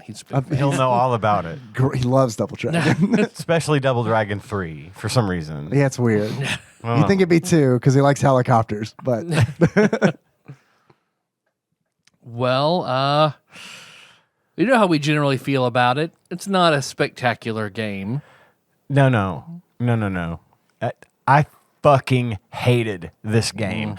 I could not get past the first part of the first level. it's a hard game, right? It is easily the hardest game I've ever played, and I know the whole NES hard, which is how I get it. This is the Dark Souls of Double Dragon games. I've is. heard people say that. Yeah. I hated it. And you get one life, you get one shot, and I get that you can Mom's switch. spaghetti. Exactly. You can switch between characters. We can get into all that. But the fact of the matter is, if I can't get past, I got through the first room, and then I was That already took me 2 tries. I was already beat to shit. Go out, get killed, over, and it was 12 times I tried just to get to the first doorway out of and couldn't. Yeah. And I put it down. I put it fucking down Yeah, because believe at it. this point, nope, I don't have time to be this frustrated at a fucking 30-some-odd-year-old game. Yeah. That's no different. I mean, it has an expanded moveset, and it's like this, and it's like that, I guess. Kind of, but sort of. I mean, yeah. It just wasn't worth it. It wasn't worth it. I never got to the point where I said, oh, okay, I've got this now. It's like, no, this is fucking Double Dragon. I know how to play Double Dragon. This is too hard. I don't have time, and I walked away. So, yeah, I fucking hated it. It is worst game I've played in a long time. It is pretty wild that they do, like, it's Contra style in the regards where it's like, I mean, when you're dead, you're dead. I mean, Yeah. I liked Contra. yeah, well, Contra's definitely a better At game. least it was fun. Okay, so Double Dragon 3 is definitely one of those Stockholm Syndrome games where it's like Learn how to do a cyclone kick a lot. yes. A lot. Because it's the only thing the Emmy brothers can do that's any fucking good. Yes, until you unlock other characters. And then I do feel like the game gets more fun when you unlock the other characters. I watched a playthrough of this game, and it pissed me off even more. Watching the playthrough? Watching the playthrough, because I'm just like, I'm like, all right, fuck, no, I did that. What the fuck? And then I looked at the running time of the playthrough. It was 33 minutes. I was like, oh, God. It's a 33-minute game. Yeah, it's a short game. 5 levels, 5 super fucking hard levels with. I get the video you sent, Dave, is what I watched, like the ultimate guide to Double Dragon 3. There's this channel that's great on YouTube called You Can Beat Video Games, and it's like this I guy. watched it I'm like, I need your help, sir. Yeah, I mean, the guy does great videos, He really and it's does. like not only are they great walkthroughs and guides, but it's like Gave a little backstory. at the beginning of and this the history video, of there's it. like a really good, like 15-ish minute, like backstory and development history of this game. Like it's really good. I recommend anyone check it out. I love that channel. And because I'm watching him, and the way he's explaining that you have to play the game, it just sounds frustrating. Like the cyclone kick is awful to perform. It's not fun. It's not fluid, easy to do. and you have to rely on it so hard. And knowing like, In theory, okay, you hit don't. him, you could grab onto him, but only hit him twice, so you can keep Yeah. it's cheese. You have to learn how to strategically play this game. Yeah. There you go, Ramon. There's your one. There's your one. So on my good and bad list, I have good thing. Okay, new characters. Sure. Got 2 new characters. Yeah. On my bad list is they're way better than the main characters. Once you get the main characters, why use the main characters again? Yeah. That feels weird. Yeah. Yeah. Chen is awesome. Yep. Like the Kung Fu Master, he's like the first one His you unlock. punch is better than everything that Yeah. Bimmy and Jimmy can do. Yeah. Well, and maybe I love Chen so much because it's like, oh, I can stop doing cyclone kicks. I've been doing nothing but cyclone kicks for 2 levels. Yep. And Yep. it's like, finally, I can just punch. Just punch. Oh, this feels so good. Fucking punch. Like, this is like one of those NES games where, like, I normally hold the controller like, a casual gamer where, like, I hold it. But when I played Double Dragon 3, I had to like set the controller down tap. on the table and tap it. You got to hold it like a Tetris speedrunner. Yeah. Like So that I can press both buttons to jump and then rapidly press B and A to do that cyclone kick. And even then, it's like I have a 70% accuracy on that. Yeah. I just don't think it should be that hard to play it, especially considering that it's Double Dragon. Well, if they would have made more game, I feel like they could have scaled back the difficulty. That's had to be For what they sure. did. This would be great. Make 1 million copies of it. People are going to love it. The YouTube video was one of my good things. The walkthrough. Just because I got to at least see the game happen. It helps somebody for make a more living than- 30 years later. Yeah. For more than, I have some 5 minutes. I have some good things. I'm willing to bet probably the most good things that we're going to get on this. If I might address the court. Do. Yeah. I'm not saying it makes up for the gameplay itself, but here's a good thing. Objection! All right. You just said court, so I All have right. to do that. Yeah, I have no overruled. Move objection. to strike. Sustained. I don't know. There are no microtransactions in this game, like there are in the arcade version. I was blown away when I heard that. I was like, wow. Yeah. So the arcade game, to clarify, Yeah. when one of the in this intro to this video that we watched, And I've seen documented elsewhere as well. Yeah. I'm reading a book called Go Straight, which is like the guide to beat 'em ups written by Dave Cook. Right. This is mentioned in there as well. So it's confirmed, multiple sources. I mean, we're talking about an arcade game that if you wanted to unlock weapons, other characters, things like that, you put real money in the game. Put a And quarter- you put go- a quarter in and buy a unlock that weapon. character. Yeah. They had that. That is probably the earliest example of that kind of thing that I could think of. Like I had no idea such a thing was a thing until I saw that today. So completely blew my mind. And yes, thank goodness there were no microtransactions. People didn't like in it. this. That seems weird. I know, right? Or Because in all the other games, I could put in a quarter and just play the fucking thing and level up and do all kinds of stuff. it does feel like pushing it because it's like you're already like at this point, especially like in 1990, it's Right? like you already know like you're going to be putting quarter after quarter in this thing if you want to finish it. It's, you know, arcades have existed for a while at this point, I mean, yeah. nigh a decade. So it's like, I know if I want to finish this game, I'm going to be paying like at least $20. Yeah, I know how it works. But then it's like, Oh, I want nunchucks? I want That'll be nunchucks. 25 cents? wait, I died? I got the nunchucks and then immediately died. Nunchucks. you Nunchucks, guys. please. Come Yeah, on. sorry. Come on. Johnny Nunchuck. Made out of deer legs. That's the two broomsticks tied together, right? I like the guy who made it on Reddit, made it out of deer legs. So I got deer leg nunchucks. Who here at the table made nunchucks at home? Just me? Oh, no. Yeah, Oh, I did. absolutely Oh, I was about to say. Yeah, yeah. I had hollowed Yeah, out yeah. nunchucks that had ball bearings in them so I could drop them behind me in case someone was chasing me. That's smart. That's like I'm not lying. That's like Goonies that style. actually is the thing I did. They were Slick really shoes. heavy. I'm sorry, you got chased as a child to the point you had to drop ball Nope, bearings behind you. never got chased. Just had them. You never know. never hurts to be prepared, right? I was ready. Never had to drop those ball bearings. Hope for the best, prepare for the worst, right? Correct. You tether There was some yourself to the heavy- goddamn spaceship and drop some ball bearings. That's right. I those were heavy ass nunchucks too. I let me tell bet. ya. I bet they Couldn't were. use them. No. Had regular nunchucks for when I wanted to use nunchucks. Had all the throwing stars and I had all that shit. We were all into ninja stuff growing up. Yeah, same. Absolutely. Big Like, time. were nunchucks illegal? Because that was always the rumor. Okay. Yes. Brass knuckles for Absolutely. sure, right? Oh, for definitely Yeah. brass knuckles. I Oh, didn't tell that have to brass Josh knuckles. Nance. We and had his all this hollowed out shit. copy of Moby Dick he kept in his car. We had all this bullshit that we would never ever fucking use a day in I our was life, but- armed to the teeth Yeah. throughout most of the 80s. For no You reason. had to be. But you know, I Yeah, bring might it back in the 30s. I insist when you turn 60, you start fully arming yourself with Do it. nunchucks and ball bearings. Yeah, the 80s are coming back, you know. I'm I just love saying. this.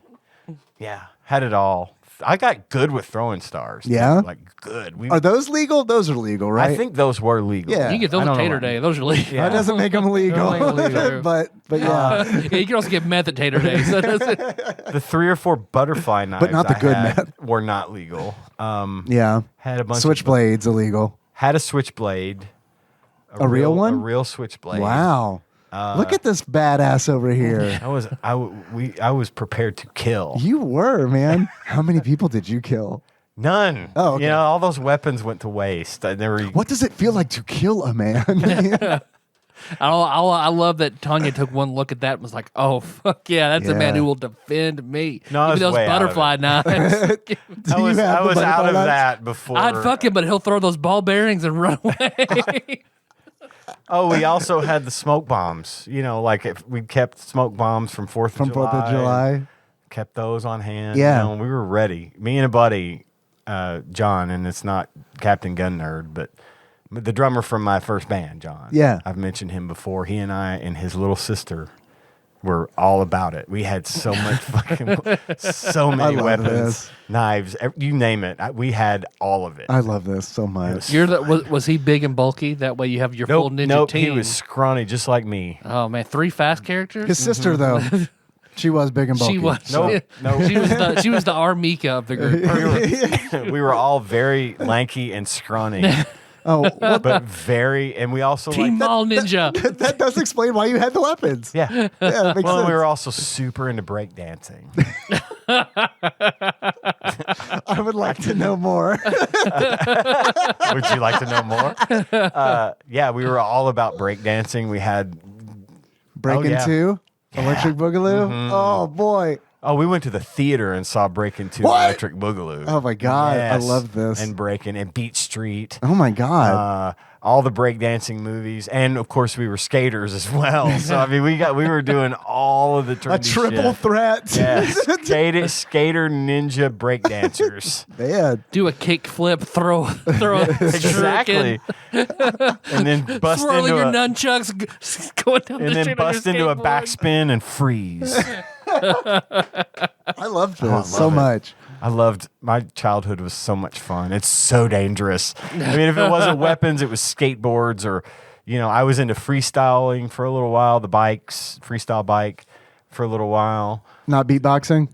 Oh, yeah, we totally were Dude. into beatboxing. The Fat Boys were our idols. Man. The human beatbox. I wish I would have known you when I was a kid. Yeah. Because I would have idolized you, should've- even more than I do now. We should have been kids together at that time. I think we all three would have. We would have died. You guys would have loved our ninja club. Absolutely. And it was a club. It was so dangerous. We called ourselves the Pyro Ninjas.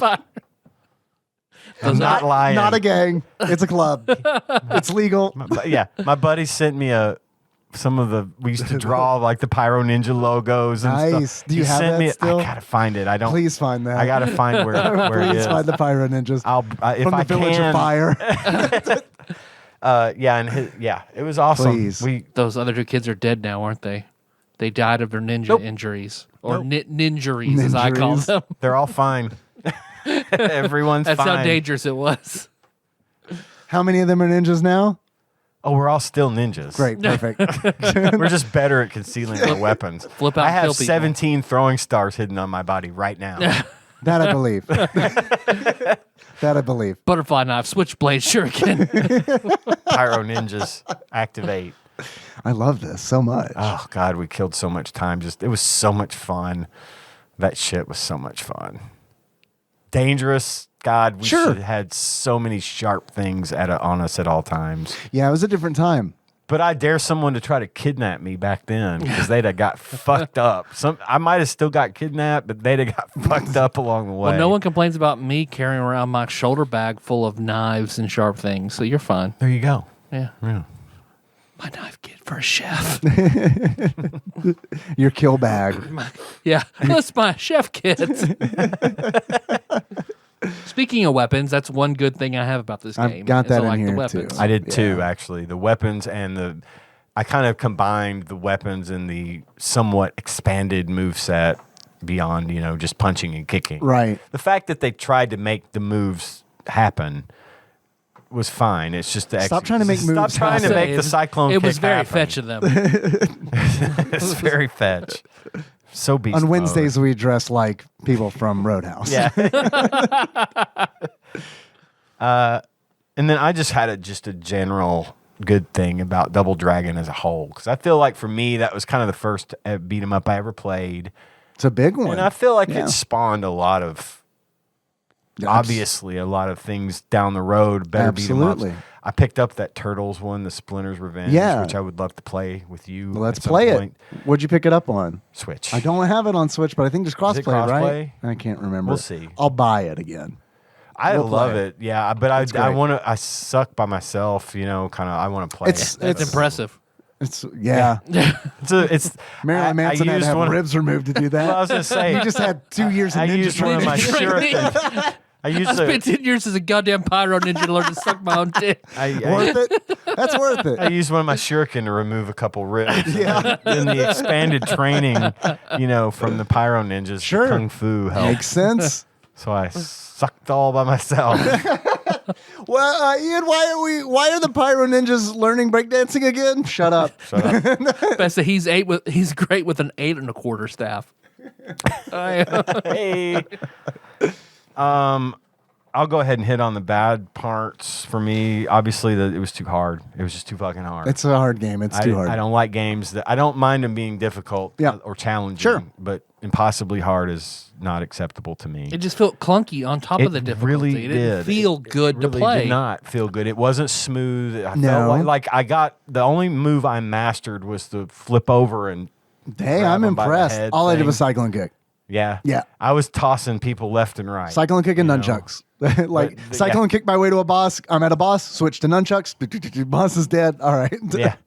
That's what you can play video games says to do. Hide by the door. Use your nunchucks. If he says that's what's to do, that's what I do. That's what the Pyro Ninjas would have done. I'm just saying. Are you saying I'm an honorary member of the Pyro Ninjas? Absolutely. Perfect. Both of you are. Can I get on your mailing list? No, I'm starting the Yes. rival Thank Cryo you. Ninjas. Fuck that. So, yeah. Oh, no. No, I'm Pyro Ninjas all the way. You're Scorpion, I'm Sub-Zero. I'm the Cryo Ninja. See, we had the whole Pyro Ninja thing figured out way before Scorpion. I feel like Midway stole that shit from They us. stole it from you. I do. Yeah. I think they did. You're owed due recompense. I should. Yeah. I've got documents to prove that we were the Pyro Ninjas. Gotta find that logo. in the 80s. I gotta find quick. it. Your Honor, I submitted to evidence this hand-drawn Pyro Ninja logo. Submit for the approval of the Midnight Society. I hated the fact That's when society collapses. That's the justice system millennials put into place. the one life thing. I think that was unnecessary. I feel like even though they had the additional people you could play as, was that like having extra lives? Could Yeah. you switch to someone and then they'd have a full life? Yeah, bar? like if If they Chin. die, they're dead. But yeah, if you switch off. Yeah. But you had to get to the point where you could use the other players, Yeah. which I never could Unless get you to. did the hack to get Bimmy and Jimmy at the same time. Right. Which I didn't do that because I'm no hacker. I keep it fucking clean. We tried to be hackers in the 80s. The pyro Alongside hackers. the pyro ninjas and stuff. War games. Sure. God, that's what started all that for us. Sure, of course. We're definitely going to be like super hackers. Absolutely. Didn't happen. Now I'm just tech support. Fix your printer. I mean, it's the same, pretty much. Give or take. I do actually remote into You're people's... basically about Black Hat, Ian, at this Yeah, point. I do remote into people's computers to fix them, and every time I connect, I say silently to myself, "I'm in. And yeah. We're in." Hell yeah! Hell yeah. And then I felt like this game might have been better with I'm two in. players. Beast mode, 2-player at the same time. I would maybe that's something that would have helped. It makes it harder, apparently. It makes it harder. Yeah, they add more enemies and stuff, but that's Oh, kind of, I mean, that's to be that's expected. kind of right? par for course. So, like, being able to play 2 players is, I don't know, man. I agree with everything you guys are saying that this is definitely not as good a game as Double Dragon Senior, but the third does allow you to play as 2 players. The first one did not. Yeah. There is that. Which is weird. You'd have Yep. thought they'd have figured that out for the first Double Dragon. yeah, it came out. I know it was I had that game. I had the original Double Dragon. Did you do you know the limitation, like why they couldn't do it? No. Because they could only display 3 character sprites on the screen at one time in Double Dragon for the NES. So in that case, So you'd if you have had one 2 enemy players, at a it's time. just constantly two people just beating up one dude. Yep. That wouldn't have been as fun. And then, of course, later on, America! later on, they kind of like developed ways around Sure. technical limitations and stuff. So it does have that. Double Dragon the Third does have that going for it. They added a dash, which I think is that is an improvement. It is. I kept running into things. It's a shame that but at least they don't do it River City Ransom style, where it's like in River City Ransom, when you dash and run, you can run into a wall and like knock yourself out. Okay. At least in Double Dragon the Third, you can You just stop. Yeah, you stop, or you can jump kick the wall. Yeah. And do like a triangle kick back. Okay. So it's like they added cool stuff. They just forgot to make that fun. They forgot to make it fun. You know, like they just were like, fuck, we have a 30-minute game. Shit. Now what do we do? And they were like, I guess make it less fun. So it takes a really super long time for kids to beat. And they're like, yeah, I guess that's what we do. I mean, we do need to try to justify the cost of this thing because people are going to be mad. They're already mad at us for the arcade game. We got to make it up to them. This time. And I think the controls are actually better than Double Dragon 2. I don't like the controls in Double Dragon 2 because it's that whole if you're facing right and press this button, it does a punch. But if you're facing left and press the same button, it does like a back kick. I hate that shit. I don't like that. And there's also less platforming in Double Dragon 3 than there are in any of the other Double Dragons. Yeah. And that's one thing I hate about Double Dragon games is the fucking platforming. I hate it. It's the worst. It's the worst thing of Double Dragon 2. It's fucking like flashbacks, like jumping on gears and shit. I hate that. Well, a lot of games just trying to shoehorn in something that mechanically doesn't quite work the same. Absolutely. I fucking hate it when games do that. Same. Yeah. But those are all the good things I have to say about it. Other than that, it's pretty trash. Yeah. The story is hilarious. Where you just kind of figure out as you go. Bimmy and Jimmy beat the Shadow Clan a year ago, and then their friend Brett is in their dojo, and he gets beat up, and he's like, before I die, let me tell you who did this. And then he dies. And then you're approached by this elderly Yoda-looking woman, Hiroku, and she's like, hey, I know what happened to Marion. We got to get 3 sacred stones, and we can get her. So you're like, okay. And then you go to China to get one. You beat up Chin there, and Chin's like, fuck, you guys are strong. I'm joining you. You killed my brother, though. I'm mad about it, but I'm coming with you. But we're cool. He wasn't a good brother. He was kind of a dick. He never gave me a snowman. Even when I really needed it. And then after that, you go to Japan. You fight a ninja there. And he is also like, fuck, you guys are strong. Here's my stone. I'm joining you. Boom. Although we're both stronger than both you brothers, but it's fine. Right. It's fine. Yeah, ignore that. So then you get the 2 stones. And then you go to Italy for whatever fucking reason. Training, which is in the complete, on the map, opposite direction. Like you're making your way east, west, all the way back to Italy. Where's the boss? Egypt. Where are we going? Italy. Why? Reasons. Training. It's training. We're training at the Coliseum. Could we add a 4th stone? You're fired. Well, where are we going to put the 3rd stone? The old lady has it the whole time. Oh, I had go this. Anywhere. It was Oh, by the way, I had this. Here you It go. was a trick. And then you're treated to, you're in Egypt, and I thought the best cutscene in the entire game, of which there are a few, the old woman goes and places the stones in the recess to open the door and reveals to you that she had a stone all this time, tricked you. She walks in the door and then walks out and then turns into like white goo. And then you're treated to this black screen with white text that essentially explains to you that turns out you need 4 stones. She didn't know that, so she got turned into dust. And then the game continues. And then you go through the door. I don't know how that works. You don't turn into You have to dust. sacrifice someone, and then you can just walk right through. You fight some ninjas in there. The dust goo woman is the 4th stone. Because girls can't The 4th be stone was in us ninjas. the entire time. The 5th element was love. The kunoichi. Just like Naruto, we can't ride a female ninja, so she's dead. Then you fight some mummies, because it's Egypt. Uh-huh. And then you fight the final boss. whose name is Marion backwards. Whatever that is. Noiram. That sounds right. Sure. So all in all, pretty good story. Sweet, succinct, to the point. Yeah. Where did this game lose you? In the first minute.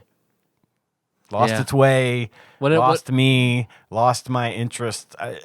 Immediately, I hated it. Yeah, whenever I died, like in the first room, and it was just like, game over. Okay, fuck this. Yep. Nope. You lost me, game. I'm I'm out. going to try it a few more times, though. But you lost me, game. Yeah. You lost me at Bimmy when you got half of your main cast name wrong in your own video game that you developed yourself. Shame on you. But also thank you for giving us that gift years and years Something later. to play around and make fun of later. I know. I do love. I hate it, but I love it. I love it more than I hate It's it. bittersweet. I get Yeah. it. I get it. It's like a shame that it happened, but also, yeah, it's a blessing. It's good. It's like the curse shield in Final Fantasy VI. You just carry it around for 30 years. All of a sudden, it's super funny. So on TADPOGs, if we were to do the entirety of the NES library Yeah. for TADPOGs, all rounder NES games, where would this fall for you? This would be in my top 100. Top 100? I'm not going NES to lie. game? Yeah, this would be in my top 100.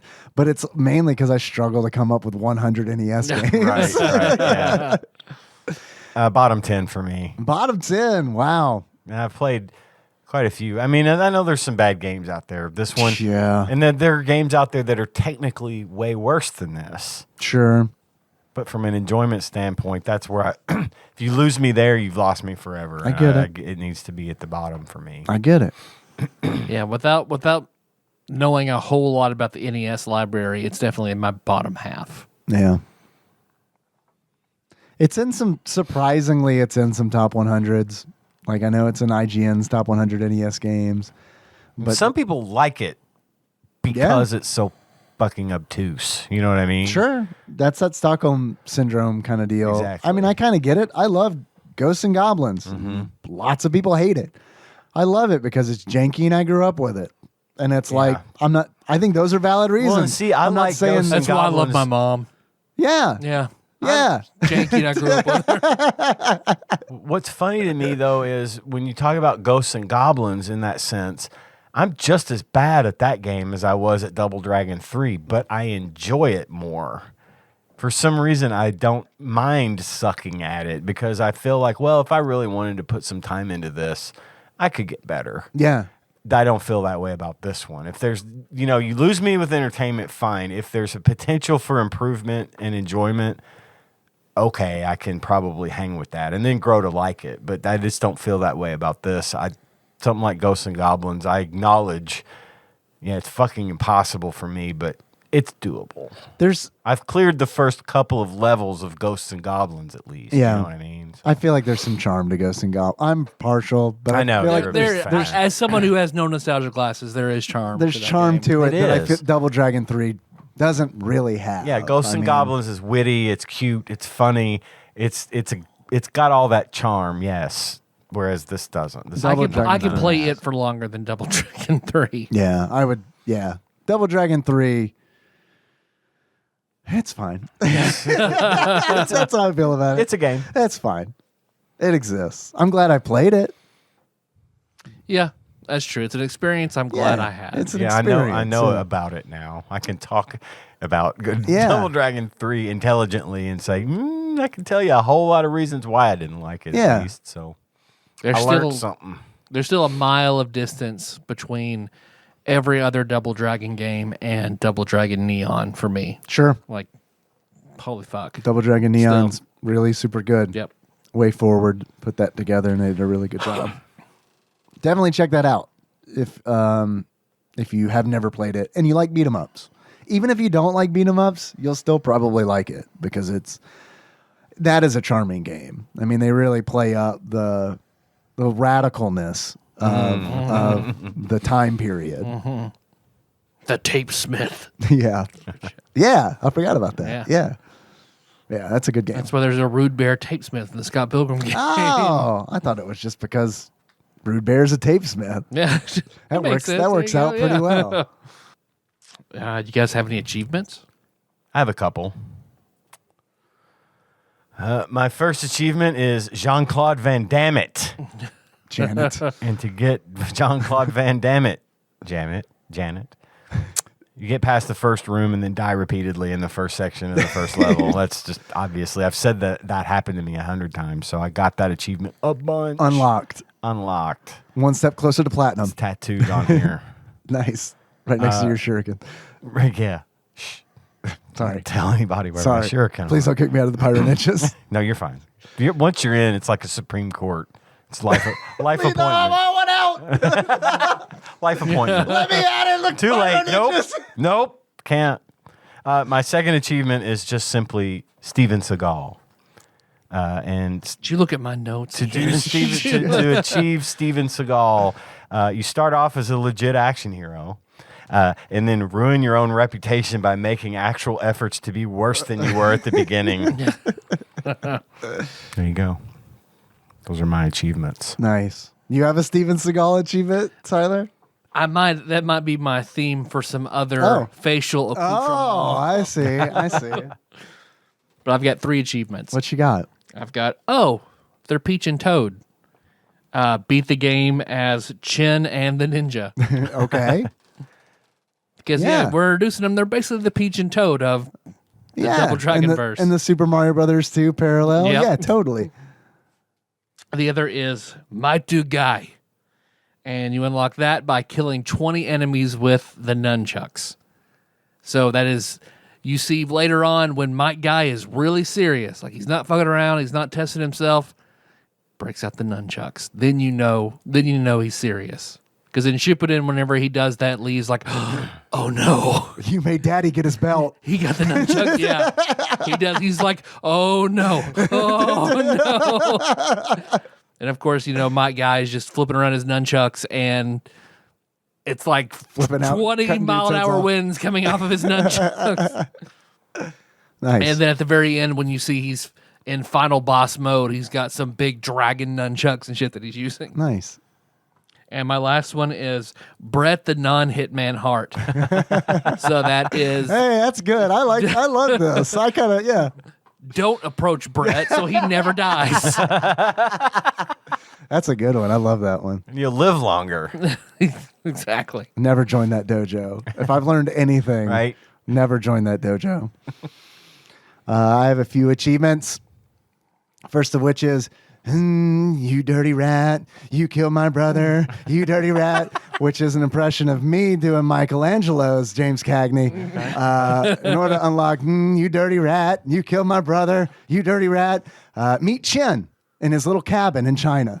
Okay. Where so many dudes just live in his little cabin. Yep. One room cabin, just dudes pouring out of Clown there. cabin. It is a clown cabin.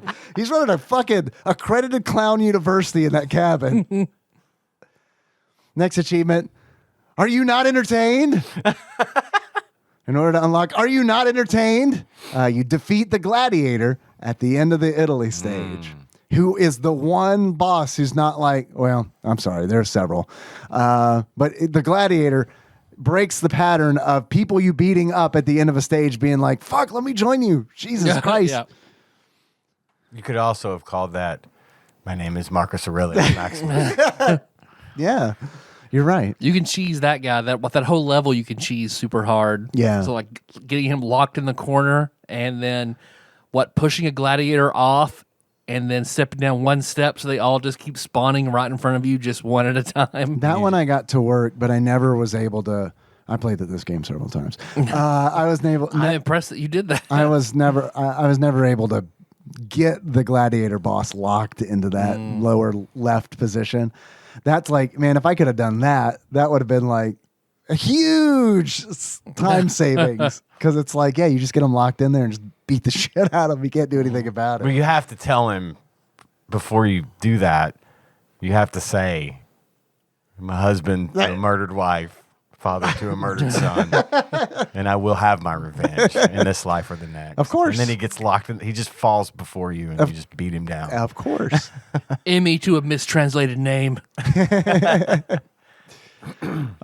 Next achievement I have is it's a great trick, but I can only do it once.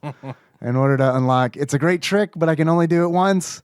You can either dress up as Donald Duck dressed up as the devil, or you can behold Haruko turning into dust as she has not enough stones to offer. And then the last achievement I have is Noiram, Princess of Nilbog. In order to unlock Noiram, Princess of Nilbog, defeat Marion from the backwards dimension. I think that's what Brett was trying to tell you in the beginning. That it was Marion. The one you have to fear is... She's trying to kill you. No. Is this a rent or a buy for you guys? Ooh, this would be a bad buy. A bad buy? I would have been mad if I'd have bought this. Oh, I see. I would have rented this I game. would have rented. Yeah. I would have rented For it sure. and then been upset. Josh and I would have rented it and been very upset. Yeah. Yeah. Yeah, I can see this definitely being a disappointing rental. Because without a guide, this game is impossible. Oh, God. like, Oh, really God. like it is impossible. How much do you think Double Dragon 3, The Sacred Stones, is used on average? If you were to buy it right now, how much do you think you would pay for it? 500,000 extra copies laying around. I'm going to assume pretty fucking cheap. $4. $4? Ian, what do you think? I'll go a little higher and say $8.50. $8.50. Actual retail value of Double Dragon 3, The Sacred Stones, for the Nintendo, the NES, loose on average, according to PriceCharting.com, is $20.95. Shit. Welcome to the bubble. Yes, yeah. Welcome to the bubble. I didn't check to see what it was in 2007, but probably more in line with this $4 and $8. Yeah, Yeah. Oh, definitely. Tyler, Yes, Dave. if you were to give this game some kind of beard that may or may not be related to Steven Seagal, what kind of beard would you give it? Some kind of stupid bullshit goatee of Steven Seagal while he talks shit about any other martial artist in the world. Because that's what he does. Yep. Yeah. He never gives anyone else. Everyone else is a lying faker. Meanwhile, small you watch his hands, right? videos where he's just like moving his hands and mastered Aikido, and people are flipping over as soon as he just like touches them. Yeah. Yep. Yeah, I've heard rumors about him and how he got his movie man. career and like all that, and like what kind of like may or may not be like some kind of criminal ties. John Tron's video is pretty fucking good. Oh, where he talks has a about video on Steven Seagal. Steven Yeah. Seagal? Yeah, I'll have to yeah. check that out. All the fucking weird interviews where like, who is a tough guy? Who is a tough man in Hollywood? Can't say.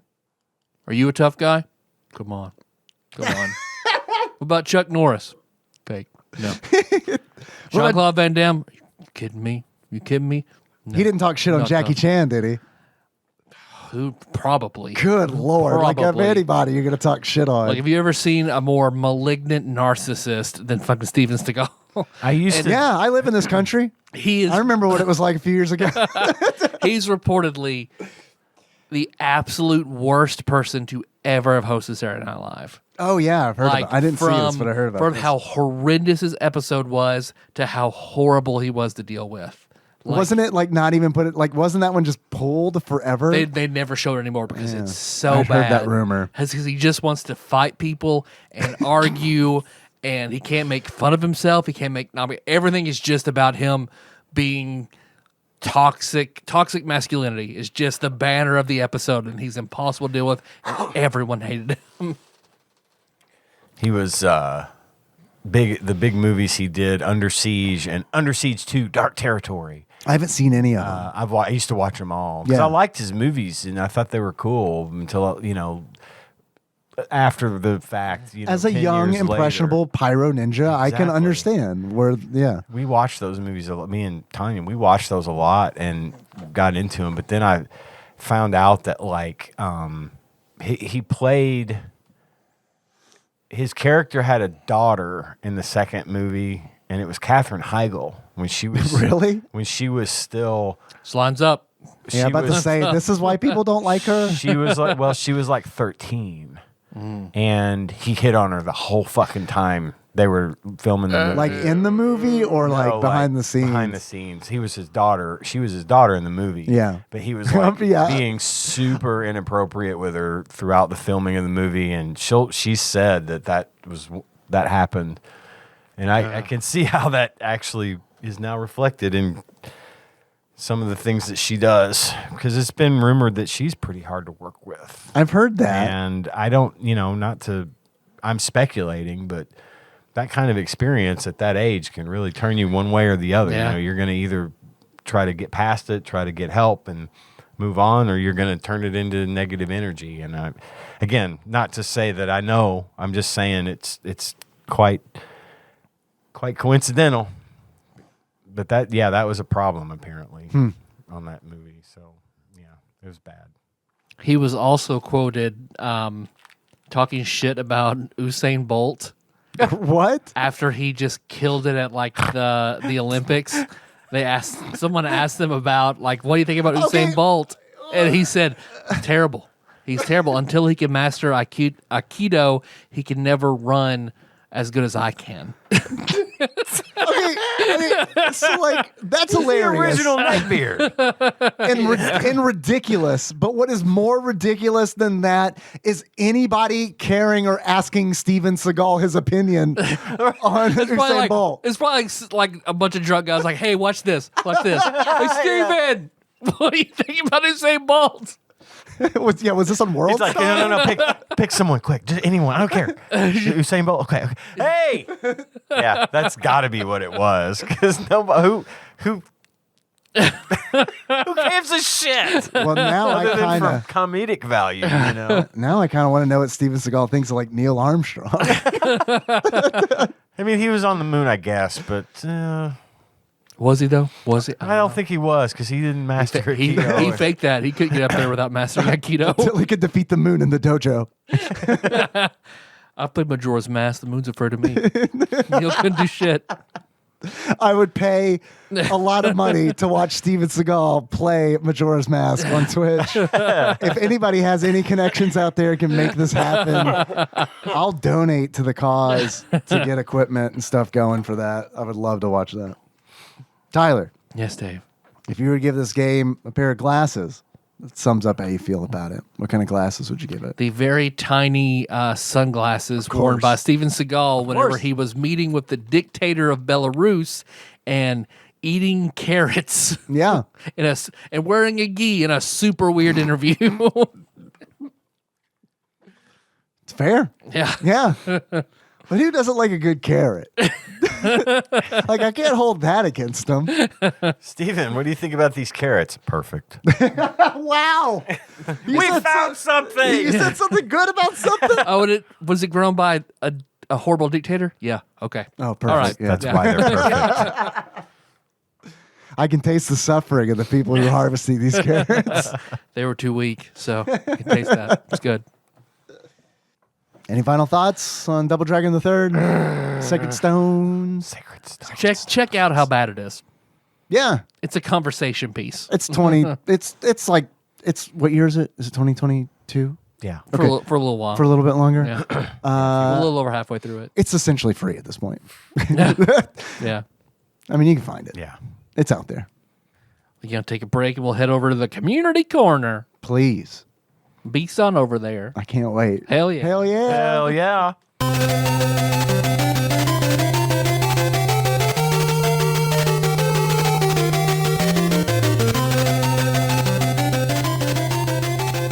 We're back. So welcome to Tadpog Community Corner. Hell yeah. Hell yeah. Beast it up. Well, I think we should start off with this postcard that's sitting right over here.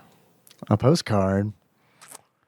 We got a postcard? We did. What is that? That looks like Well, it's this like is- a long It's been a skinny few boy. years since we gotten those. Yeah, what is a postcard? This postcard is on the front. Like a third of it's covered up by the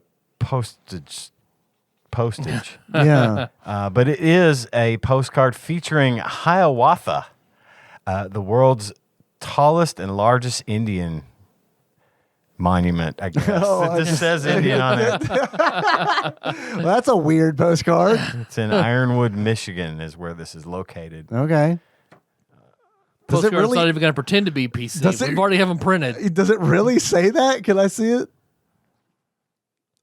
Yes, it does. It really does say world's tallest ampersand largest Indian.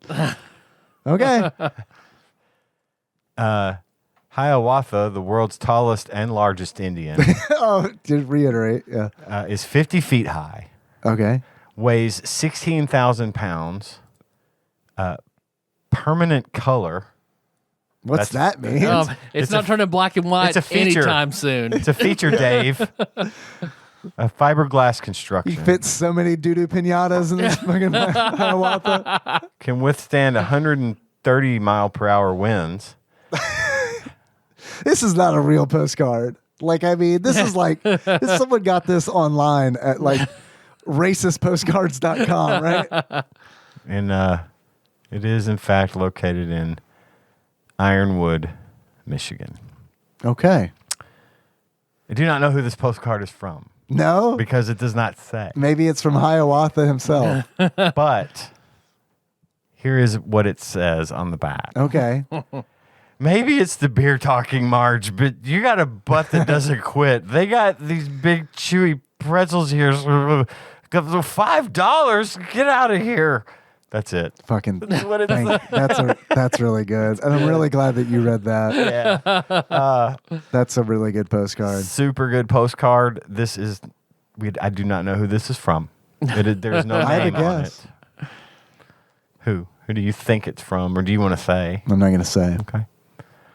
Well, whoever sent this, Hiawatha bless. Hiawatha bless. Thank you. It's It's is awesome. postmarked. 2019. It is postmarked from the great state of Oregon. So I also now have an idea. Well, that's who where might have Springfield sent is. this. So. I mean, a real good Simpsons reference. Yeah. Yeah, I think checks. we know. That yeah. that Paul tracks. Korn. Could be. Thank you, mysterious postcard writer. Yes, thank you. Lim from Subspace. Could be. That's a damn good game right there. We also have this package over here. I'm feeling around inside of it. What are you feeling Definitely there? 2 bottles. Can you guess what's in there? And there's some stickers. Nice. I like This stickers. has got to be. This is definitely hot sauce. Oh, there's a pin. All right, there's a pin of a flaming skull with an eye patch. Cool. One-eyed 2 Willie. fucking hot sauce stickers of the skull, flaming skull with an eye patch. Awesome. I got a filing Continue to cabinet. feel inside. I don't feel Use. anything else but these 2 bottles of fucking hot sauce. Oh, one is fucking hot sauce from Dallas, Texas. A Verde, I'm hustling, and Yellow Rose of Texas, fucking hot sauce, Texas style sriracha. And you know, I don't know if those would be good on tacos or not, but there is a taco bar at work tomorrow. I'm sure they'd appreciate the fucking hot sauce. I was going to bring some Cholula, but hey, I think that might be a better There option. you go. Do we have any? We probably don't have any chippies or anything. Oh, well, You do. I do, but we don't want to add hot sauce to them. Who sent those? Any indication? It does not say. What's the postmark? Is it Oregon? It's from the manufacturer. Oh. Oh, maybe they listen. Yeah, maybe they're just fans. Yeah. Natural color. But that is Can very resist sweet. up to 120 mile per hour winds. Fiberglass construction. Yeah, I want to look at these guys. I'll put these on the shelf. Oh, great things in the Holland deck. Thank you kindly, fucking hot sauce stranger. Every day I'm hustling. That's an awesome packaging, awesome illustration. Yeah, this is great. Thank you. I brought some things that Ian, I don't know if you're going to want to try or not, but these are my second cans of both of these. I don't know if you've seen these in the store or not. Have you tried them yet, Tyler? Casey brought them into work. So you've tried them. I have. Well, then we're just gonna have to peer pressure Ian into trying them. Okay, because I've already tried them. These are Pringles Scorching Hot Ones. There is a green verde, Los Calientes verde flavor, and then also rojo and Los Calientes rojo. These are some good ass chips. They are fucking legit.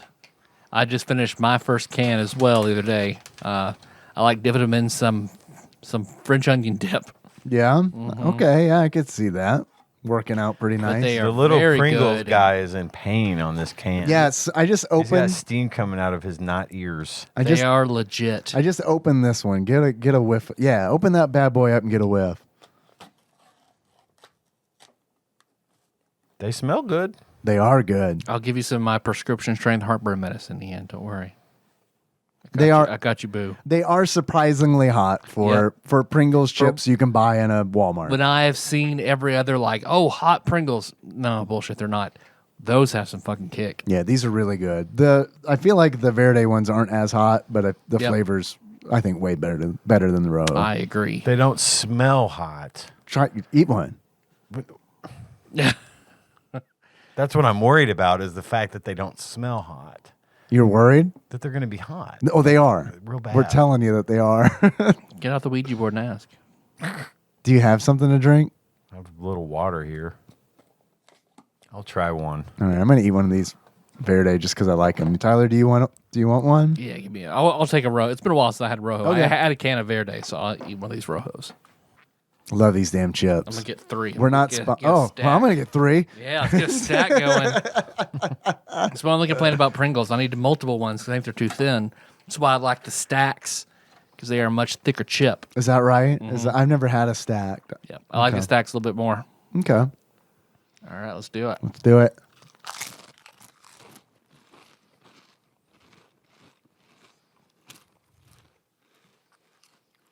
That's tasty. They're tasty chips. Very good. They got a little kick to them. I'm not doing that other one because that hurts me a little. The red one hurts. The verde is a little less spicier, but I do think the flavor is better. Yep, totally agree. But I love like green sauce, like chicken burritos, verde. Oh, I love it. Shredded chicken, all that. They're all heat, these red ones. I mean, They got a little flavor at Yeah. the beginning, but then after that, it's just like fire. it's pretty wild, right? That they're Pringles that you can buy in Walmart. Yeah, I that mean are- that's Yeah. that's got legit spice to it. I mean, they're not like insanely crazy hot. But No, they're- I like the flaming hot. Mm-hmm. And that to I like me the is Flamin' Hot, too. spicy, and I can deal with those. Yeah. This is a little bit. I'd say this is a little It's a bit kick and a half up. little bit higher than Flamin' Hot brand stuff, but not intolerable. Now, if I eat another one, I probably would be in trouble. But that was good. I love them. Like, I asked Nikki if she would, because she brought home 2 cans. You know, not the bird, but Damn, still out of my mouth. but What'd you do with those birds? They live like 80 years. I'm still counting calories. And man, I ate both of these cans of Pringles like so fucking fast. And then I was like, please don't buy any more of those. Well, maybe buy 2 more for the show. And then so she came home with 4 today. Those definitely smell green. Like that's the smell of green. I'll start bringing some chips out and we can start knocking out some of these hot sauces. I love that idea. We can put some on the Put them on. on the Pringles. We could. We wouldn't Get be able to an actually. accurate representation of the sauce. Yeah. Well, I know we also have, for the first time in it, we got some calls. Mm-hmm. Hell yeah. Hell yeah. Hell yeah. I'm gonna finish this Pringle. Now I'm gonna play some calls for y'all. We're gonna bring back a segment called "Eating in the Microphone" that people love. It's a good segment. Hell yeah! People love it. Hell Hell yeah. yeah. Beast it up. All right, first call. Maybe. Hang in there. Hear me, baby. Hold together. I got a beer bottle precariously close to the soundboard. Okay. First call. This is from 562. Hopefully this works. Haven't played a call in a minute. We'll see. Didn't test it. It's fine. New phone. Yeah, it is. Who Hey dis? guys, I just heard the episode where Dave talks about the bomb squad robot going through a donut The box. donut box, yeah. And Ian talks about him waking up to a SWAT team at his house. And I just thought that, you know, I have a little story. It's probably as small as Dave. And, story. And, Is it small or big? I feel like she said it's small, so it's big. Small. Small It's story. Dave's story. Okay. You said it was a good size. it was like, what happened was I woke up in the middle of the night in like early July of this year, and you know I have to use Because it was my birthday. Yeah. It's Tyler's birthday. It's a ritual every July the 2nd. Michelle wakes up in a cold sweat. And ants in her ass crack and on her vagina. This can mean only one thing. lights. I'm like, what the hell is going on? I look out my window, I don't really see anything. So I'm like, okay. So I look further down my window, and there's a shit ton of cops down. And I live on a major road right next to the freeway, like 8 houses down from the freeway. Okay. There are a bunch of cops, so I like walk out to the living room, and I peek out the screen door, and there's like 2 rows of cops blocking both sides of the street. She was cop blocked. Yay! I like that. I mean, not the fact that she was cop blocked. Just saying. That's cop just a good blocked joke. is good- God knows why. And then blocking, then I look to my left, and they're blocking the other side of the street from the we live also next to a little grocery store. And so, they're there. I'm like, I have no idea what's going on. I'm like, I don't think they're going to come to my house. We haven't done anything wrong, number one. As far as I know. Number Yeah, That's right. the first thing that someone who's done something wrong would say. Yeah, right. Wink, Get it out wink. there. Yeah. We weren't doing anything wrong. Totally believe you. Totally do. Without question. 2, I think they should be closer to coming to my house. I don't know, could be wrong. I don't know. So they're there. I'm like, what the hell? And it's not like I'm not. She She went. get real southern all of a She just sudden. went, what the hell? Hell yeah. Hell yeah! Praise hell, praise Dale. Terrified Michelle, I don't appreciate you appropriating my culture. There was a pickup truck in the Taco John's tonight that had a fucking license plate that said hell yeah. I'm not even making that up. Kismet. It is. Hell yeah. Hell yeah. Where'd you get those fucking donuts from, boy? They've been here for 3 weeks. Oh, Yeah. those. Don't eat those. They're still okay. Yeah, okay. All You right. can have Okay. them. Nah, I'm good. I had one when they were fresh. They're good. Yeah, They're good. weird. They're like half chocolate filled, half vanilla Yeah, filled. it's still like Weird. half fresh. Okay, anyway. Run outside my house to find out why there's like 5 jillion cops outside my house. So I go and I look. I see if my parents know anything. They're dead to the world. They're asleep. They don't know anything. For Parents. pants? Oh. I knew you were on that. I was like, what are pants? No? What, Pants, what pants? you know? She said, why are the cops here? She said, what the hell? There's like a gajillion cops outside my house. Now I'm going to go find out what my pants know. I got my pants like Doctor Strange's cloak. You know, they know what's up. But Michelle's pants. I don't know why I'm calling them my pants. I call them Michelle's pants. Michelle's pants. You know nothing. We don't know nothing, Michelle. We didn't do nothing wrong. We didn't do nothing wrong, Michelle. Now pants. Man, if you Don't could you do tell me no lies, pants. 15 more minutes, please. He's doing this while eating a 3-week-old donut. This is talent. That's my power. I don't know what I'm more amazed No, by. maybe put ants in you pants. No, please, Michelle, don't put ants in my pants. The Michelle's pants. I know something about What'd you ants do? now. I know something about ants, and they will fuck you up, pants. They got my John real good pants. I know what they gonna do. Pants continues. And there's no noise or anything. There's no sirens. There's no loudspeakers. There's nothing. There No are 2 robots. helicopters. No robots. Oh, but she had helicopters. She said there are 2 helicopters. R2's a robot. Oh, he's a R2, droid. Yeah. R2 helicopters. That's a lot of It helicopters is. for pants. One pair? That is what was 5 stars, 5-star warrant pants. Busted. I forgot about that. There are 2 helicopters circling. But nobody hears that except for me. Okay? Nobody hears that except for me. I turn on the news, nothing. I look on the internet to find out what's going on in my neighborhood, nothing. I have no idea what went on. Turns out I'm crazy. Simple solution for this. Men in Black. Yep. Extraterrestrial cover-up is what's going on. What color were the helicopters? The pants are aliens. The pants. Why they can talk. The pants. Yeah, that does make sense. That does track. That's my guess. He wanted sugar water. Sugar water. Why they were there. Eventually, they slowly trickled away, like a car at a time. Like, just like one car would leave. Then another car. I got that when you said trickle down, Michelle. Or it was just a police sex party. I think Maybe since it was it's that. in LA, I think they were waiting for a Fast and Furious street race to break out, and it never happened. never so They just happened? had to leave. Embarrassingly, like Yeah.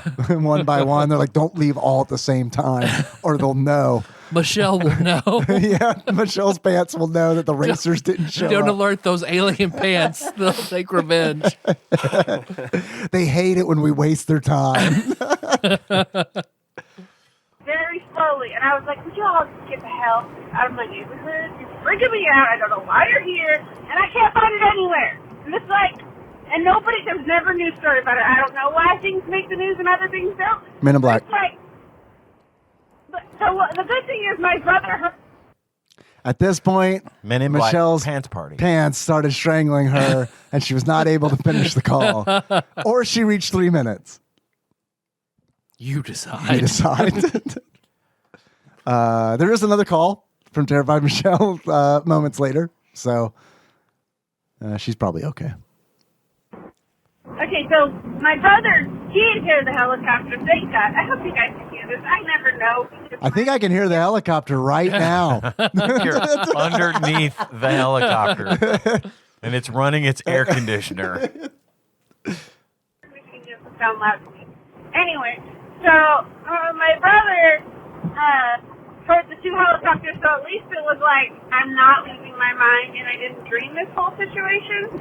But no idea, 0 idea why this happened. Although I'm assuming it's a fireworks related thing because it's in July, and in a couple of weeks prior, I think it was a whole semi-truck got That was blown the out. pants. The pants. I don't know if it's fireworks. You're running long, Michelle. I think they were just harassing the minorities, Michelle.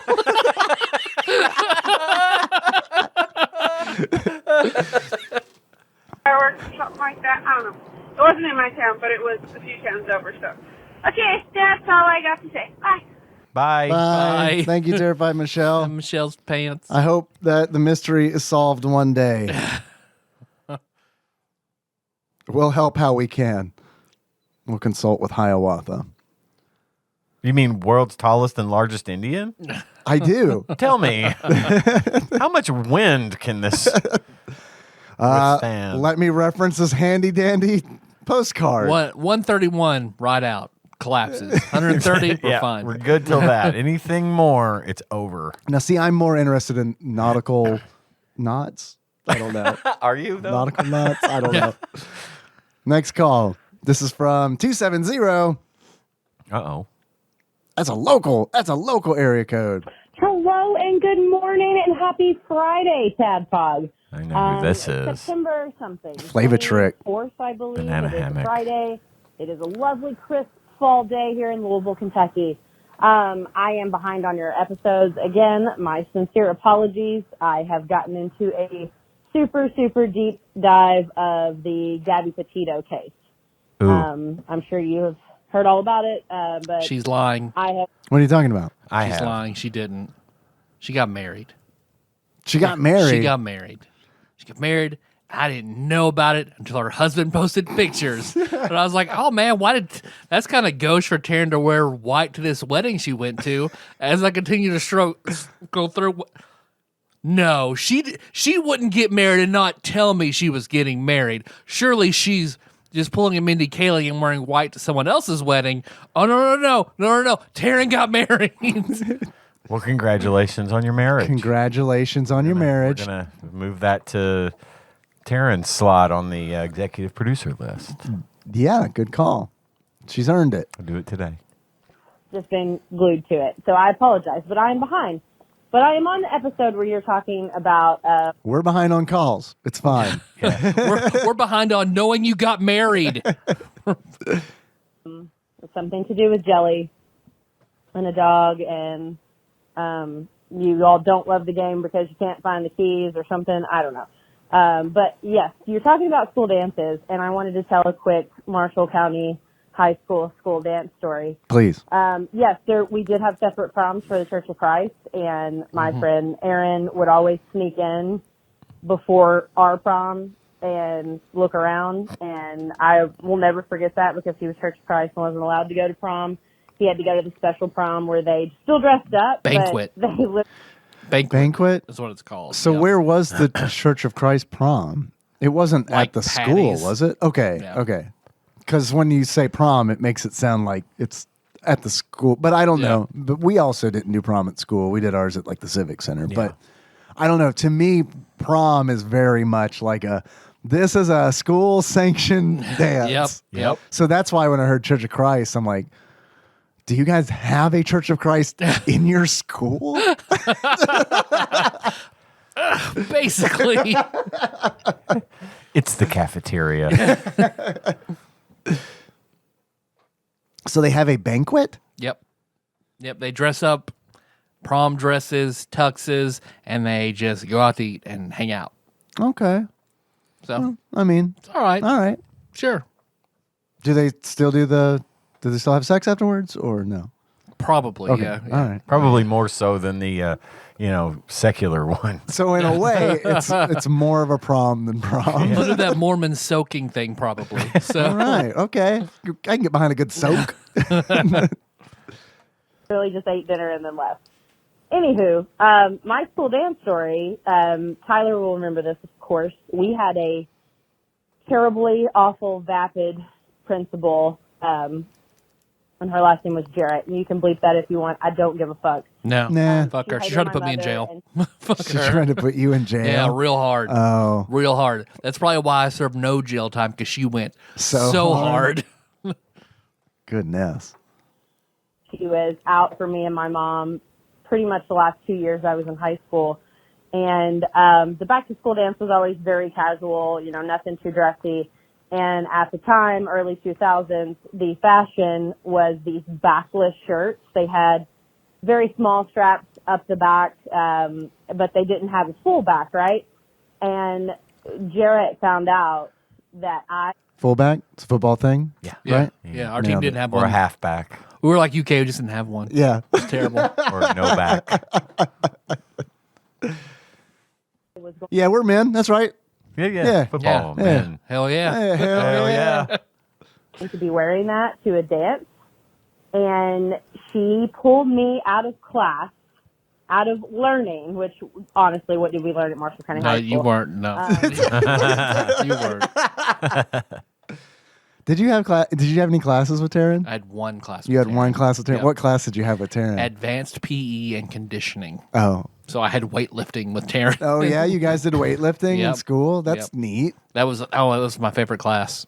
Conditioning was fucking phenomenal. Yeah. Yep. Yeah, we didn't do anything like that. Well, maybe we did. At my school, I had the option of dropping PE after the first year, and I was like, "Yep, no more PE for this guy." I did the PE thing, but it was all like the warm-ups and the stretching, and then we would occasionally play a little basketball or a little tennis, if the coach felt like getting out the equipment for that day. Yeah. Yeah. It was just Your coach sounds like me if I were a coach. Yeah, it was free period. Yeah. I might not have met you, Ian, had I not had PE in high school for that first year, because that is where I met Nick. Oh, Who I became friends with, who worked at Apex, and then helped me get on there. But yeah, Nick, we were playing basketball, and we both went up for the ball at the same time, and Nick elbowed me in the eye. and then we were best friends. And then after actually that is kind of what happened. Yeah, because he felt bad about it, and then we started And that's talking. why you wear that eye patch. And this is why I wear the eye patch this very day. Thanks, Nick. But hey, that job was great. So really, though, thank you. Yeah, that all worked out. Yeah, it worked out. Ian wouldn't be recording on this podcast right now, perhaps, if Nick had not elbowed me in the eye in PE. We wouldn't be recording this podcast. That is true. That is true. Yep. Yeah. Butterfly wings, baby. I know, I'm right? telling you. So thanks, PE. Thank you, PE. CPE is good for something. Although conditioning was a little hard because you had goals based on like your weight class. So like what you had to run the mile in, what your bench had to be, how many you got to pick between chin-ups or dips, and you had all these criteria. And That's cool that it wasn't just like across the board for Yeah. everybody. Yep. Like it was weight class. my coach did a good job. So, Cool. But my bench was 10 pounds under goal, so I got a B. Yeah. Yep. Was it based on, you got to choose what it was based on? Like, did you get to choose that it was based on bench presses or? No, he just had like, this is what everybody's bench has to be, I see. based on your weight, and this should be your goal. You have to hit this goal, hit this. You have to, that way. A lot of people would just fail it because they just sit around, Right, sure. But no, that's great. I was just curious because like how the mile factored in and stuff like that to like the grade. yeah, so like I hit my running goal like see that because I ran every day. I was one of the few that ran every day because my goal was like I want to lose weight and get in shape. Right. So I took that class for a full year, and it worked. So I think my goal, I think he set like for me to bench 235, and I benched 225, and he's like, "No, sorry, B." Damn. Fine. Jeez. Did you guys went to Murray, right? Yeah. Yeah, college. Did you have a physical education elective that you had to take? No. I did. Really? But I took bowling. So I got to go bowling twice a week for Okay. an entire semester. That and sounds it was all awesome. right. Yeah. At the bowling alley, not like at the school. They didn't have a bowling. Right. We had to go down the road to the bowling alley. Which they've redone that, and I've have heard. class. I hear awesome. I hear it's amazing now. Oh, I bet. It's like a high-end restaurant. And Yeah. everything. Yeah. I haven't been either. But I hear they got like a car hanging from the ceiling and shit. Oh, damn. Now you've arrived when you've got a car hanging from your This is all pre-COVID. I have no idea what it's like right now. I don't know if they weathered that storm. I hope they Crickets. did. oh, they're still there. Yeah. Yeah, cool. I mean, it's the only bowling alley in Murray, so they're Yeah. gonna be open. But that was my jam. I mean- I love bowling anyway, so like I got to just ace a semester and just do nothing but bowl for 2 hours or 4 hours a week for free. That's awesome. Pretty sweet. Yeah. But I wouldn't say that them being the only bowling alley in town ensures that they're open because I can't tell you how many are open in town here in Paducah. Right now, it's just the one. Which one's Cardinal closed? Lanes is still open. Okay, so Cardinal Lanes And is they've open. done a number on it to and- nicen it. Oh, up that's a lot. really good to hear because the Yeah. last time I was there, It's that thing was like, It's like a set out its- of that 70s show. Yeah. It's still sort of like that, but they've cleaned it up, and it's not like Nice. it was like 20 years ago. Bad, it was bad. it was really Like I bad remember 20 when years they used ago. to let people smoke in there. Sure, yeah. And they had these like air collectors hanging above Yes. you, these smoke collectors Yes. that would constantly pop. Yes. Like when the smoke goes. Yes, I remember these. Yeah. tat, tat. That's probably good for me. I should keep doing this. Yeah. It's taking the smoke out of my lungs. Yeah. It's great. It's fine. But it's fine now. Now they used to have the bowling alley out here on the south side. Right. But that was the nicer That was bowling the really alley. nice It was one. really nice, but it closed. For It's some still reason. it's still there being nothing. Yeah. Just a huge building of nothing. Like a lot around here, honestly. We always had trouble going bowling there because it was always fucking league night. Like it was somebody's league night every fucking night. So we would show up and there would be no lanes because 10 of the lanes are taken up by league bowlers. And then, you know, everybody else had already gotten there or whatever. But Cardinal Lanes is still there, and it's good. It's still a good bowling alley. That was the one in Metropolis is very, very nice. Really? It is cool. It is very cool. good one in Metropolis. Cardinal Lanes, that was like a staple dating spot for me in high school. Me too. I mean, and Moonlight Bowling was the shit because they turn off all the lights, turn on the black lights, all the colored pins, and if you have a red head pin and you get a strike, you got $10 or something. It was, oh yeah, I love it there. I still love it there. The company I work for, there for a little over a year, paid for us to go bowling once a week. We'd all get together and bowl until the wee hours on the company dime. That's awesome. That was a lot of fun too. I haven't been in a while, mostly out of guilt. Tanya is a better bowler than me. She loves bowling, but due to her physical limitations, she can't anymore. Yeah. So I don't want to go bowling. Yeah, and I get it. Because I know that's something she really, really, really enjoys. Yeah. And I would hate to go do that and she miss out, you know. So Nikki likes bowling too. We went to Cardinal Lanes before COVID, I remember. And, you know, she was giving me tips on bowling. Beat her. She didn't like that. Shouldn't have given you those tips. And I was like, I don't even know what I'm doing. This is like really just all 100% luck. I just roll the ball. I look at the pin and I roll the ball down there. I don't think about spin. I don't like when I play in like Nintendo Switch Sports. Yeah. I overthink it. And when I overthink it, I fuck up. But when I'm just like hit pin, strike. That's Cohen style, and he got 6 strikes in one game doing that. So yeah. We were big. I have my own ball and shoes, and so does she. Nice. Her bowling ball is purple and has a skull on it. I was about to ask if any of them are engraved. It's got a skull on it. It's called a headhunter. Nice.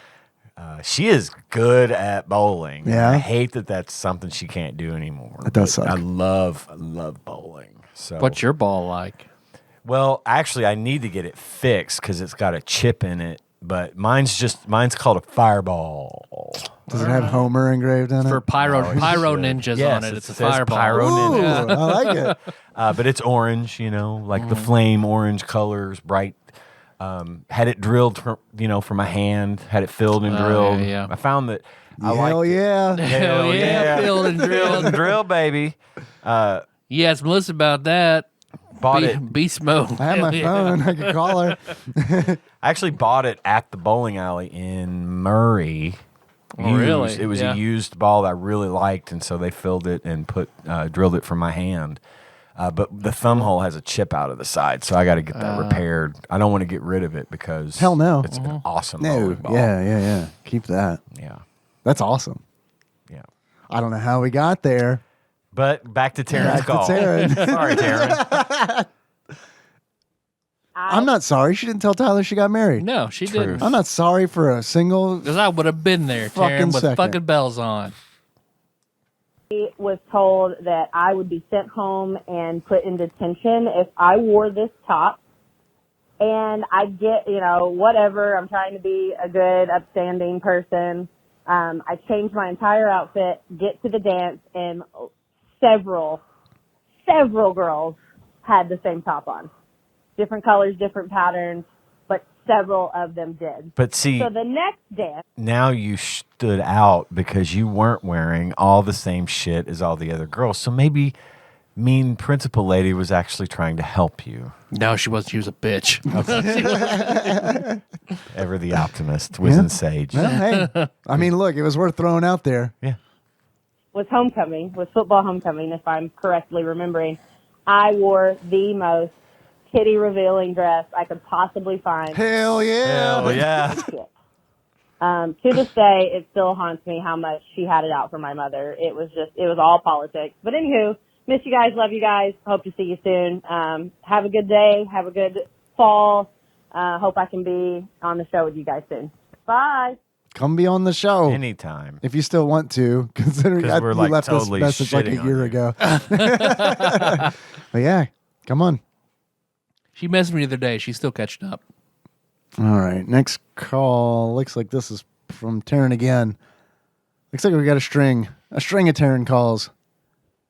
The message cut me off. I didn't realize it was 3 minutes. It's Taryn again. Hello. Hi. It sounded like it ended that was naturally. My dance story. I never got invited to the Church of Christ event because obviously probably not welcome. But here's a quick Church of Christ story.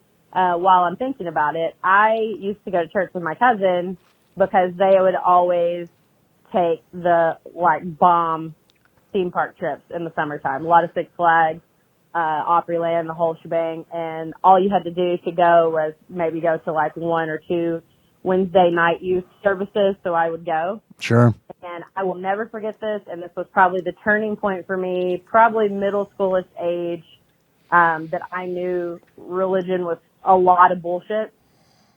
An old man came up to me while we were at this event, this Wednesday night, whatever, and I was putting in my time to be able to go to Six Flags, which sidebar story, so much making out and finger banging happened on those buses. Hell yeah. Hell yeah. Not me ever personally. She finger banging a lot of girls on that bus that Taryn landed. Yeah? Yeah.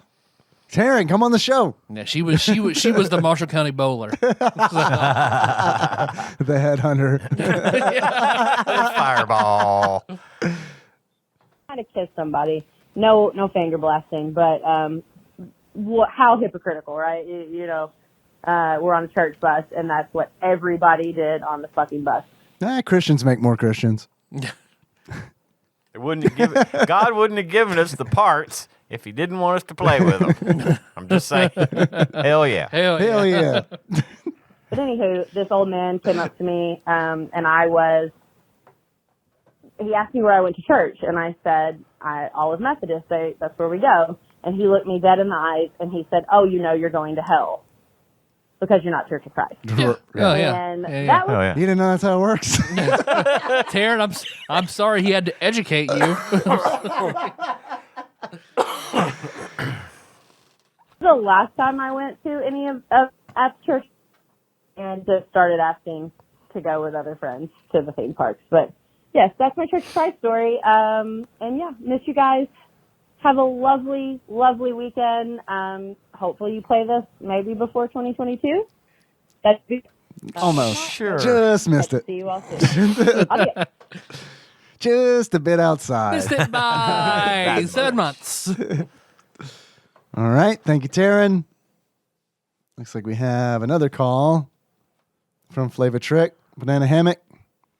Tyler, God damn it. Rachel's, I had to call. I got to be that person because you said it wrong, and it's going to bother me all day if I don't correct you. Okay. I'm sorry. Okay. Be that bitch. Go ahead. But I got to do it. I'll do it right I back. don't know what game y'all are playing. Uh-huh.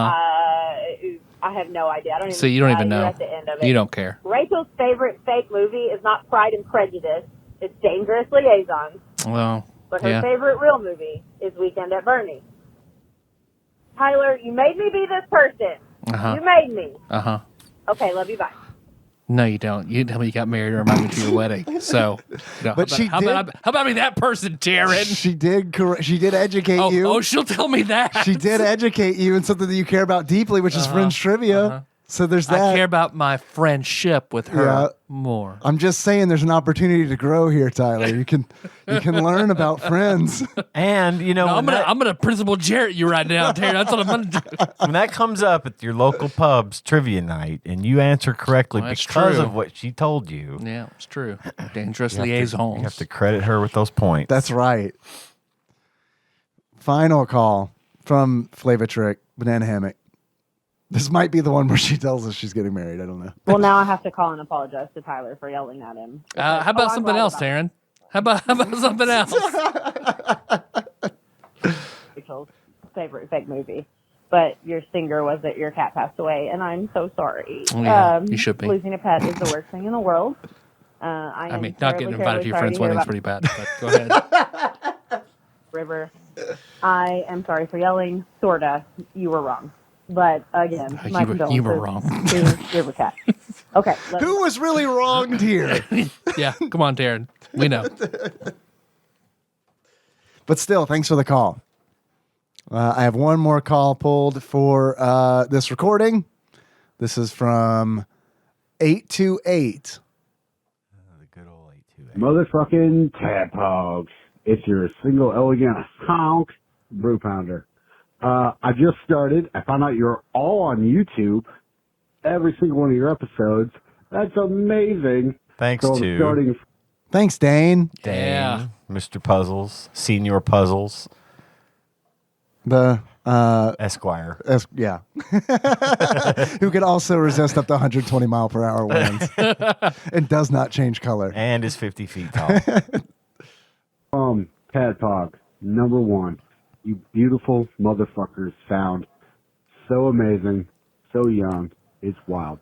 But I get to episode 2, and a dude, I believe Jacob of Wolf Fighting fame, is talking about how he's going to fight wolves. And I'm sitting there, and he says he can fight 2 wolves. And I'm a big guy. I'm 6'2". Yeah, 250 let's crack pounds. this chestnut open again. Here we go. I love this. 100-pound saw blades every day.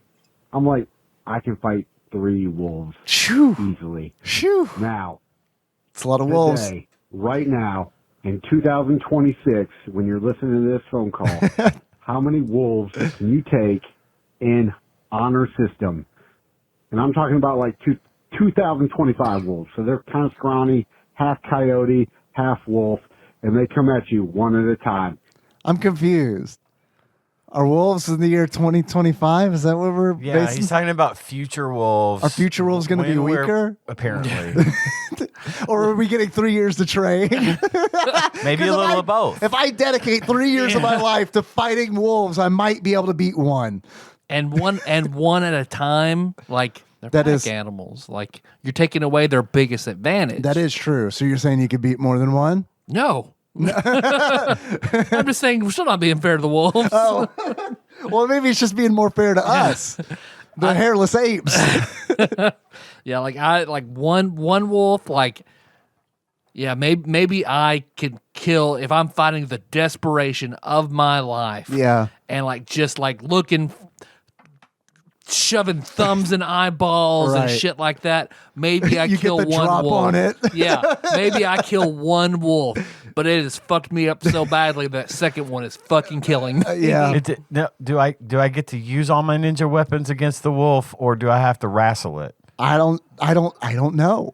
There is more to the call. Because I feel like by I don't know if there are 2026, more I'm rules. gonna go back to carrying all my ninja stuff. Yeah. Well, if the wolves getting as weak as they are, you might feel like you don't need it. You're like, finally, a society where I don't live in fear of wolf attacks. I'll throw the wolf some jerky and then befriend him. Now he's my familiar. Brew Pounder continues. You get a T-shirt and a belt, leather belt if you wear it. How many wolves you taking down? Also, your children are on the other side, so you got that dad adrenaline. How many wolves you taking down? I don't know that that's Go gonna for it, help. boys. All right, love you. Yeah, Bye. so That's like, a fucking wolf. Maybe I could take an eighth of a wolf. Yeah, that sounds about right for me too. So I'd need Do you 8 mean of me. like a baby wolf? Just, I don't know. Yeah. Oh, 8 Ians versus one wolf? Yeah, it would That'd have be to fun. be. I think 8 Ians could easily take a wolf. We'd have to sacrifice 5 of the Ians. Well, I didn't say all of them are going to survive. This goes like a Naruto shadow clone. Like some of those Ians are just getting poofed to smoke. I couldn't fucking kill a wolf if my life depended on it. Fucking, yeah. It'd take about 8 of me to.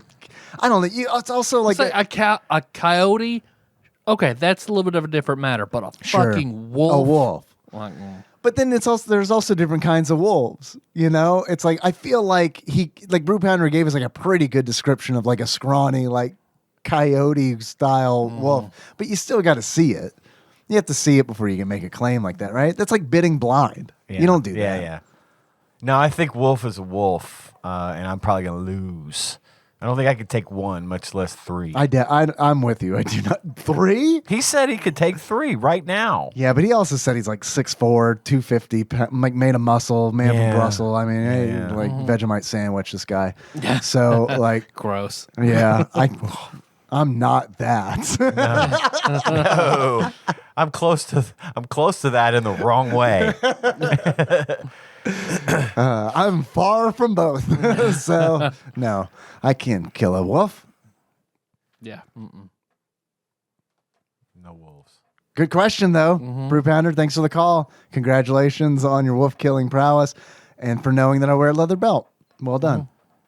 That's all the calls I got. All right. If you want to call, Yes. you can do so. 270-883-2555. We're catching up, maybe. That was good. I enjoyed that. Yeah, That was I did very too. nice. It's very nice. I think that's it. I think so. Next time we'll be back to Scott Pilgrim. I think we'll do one Scott Pilgrim, and then we kind of decided while we were taking a break that we'd do Congo's Caper after that.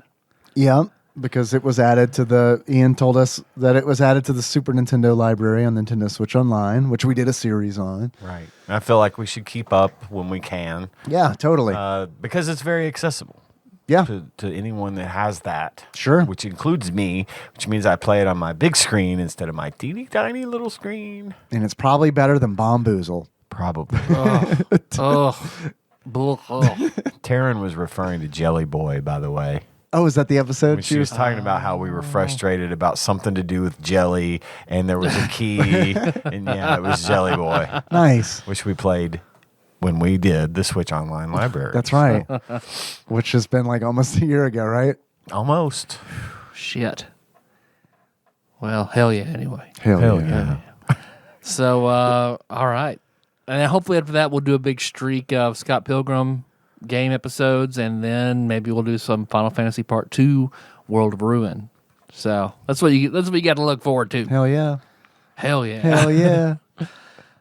All right. Well, thanks for listening, everybody. Thank you, nameless comedian, for Alex. Thank you, Alex, for we literally. At least all of my humor was built on Alex's. Hell yeah. Yeah, we rode that right into the ground, and I'm super glad we did.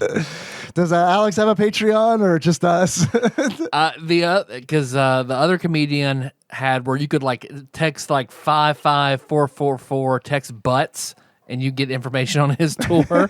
He's like, that's how I've chosen to promote myself. So but Alex was, I think, he's just the opener manager type.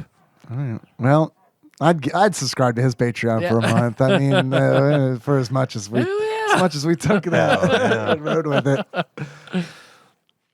Well, thanks for listening, everybody. You can find the show on iTunes, Spotify, not SoundCloud, YouTube, Google Play.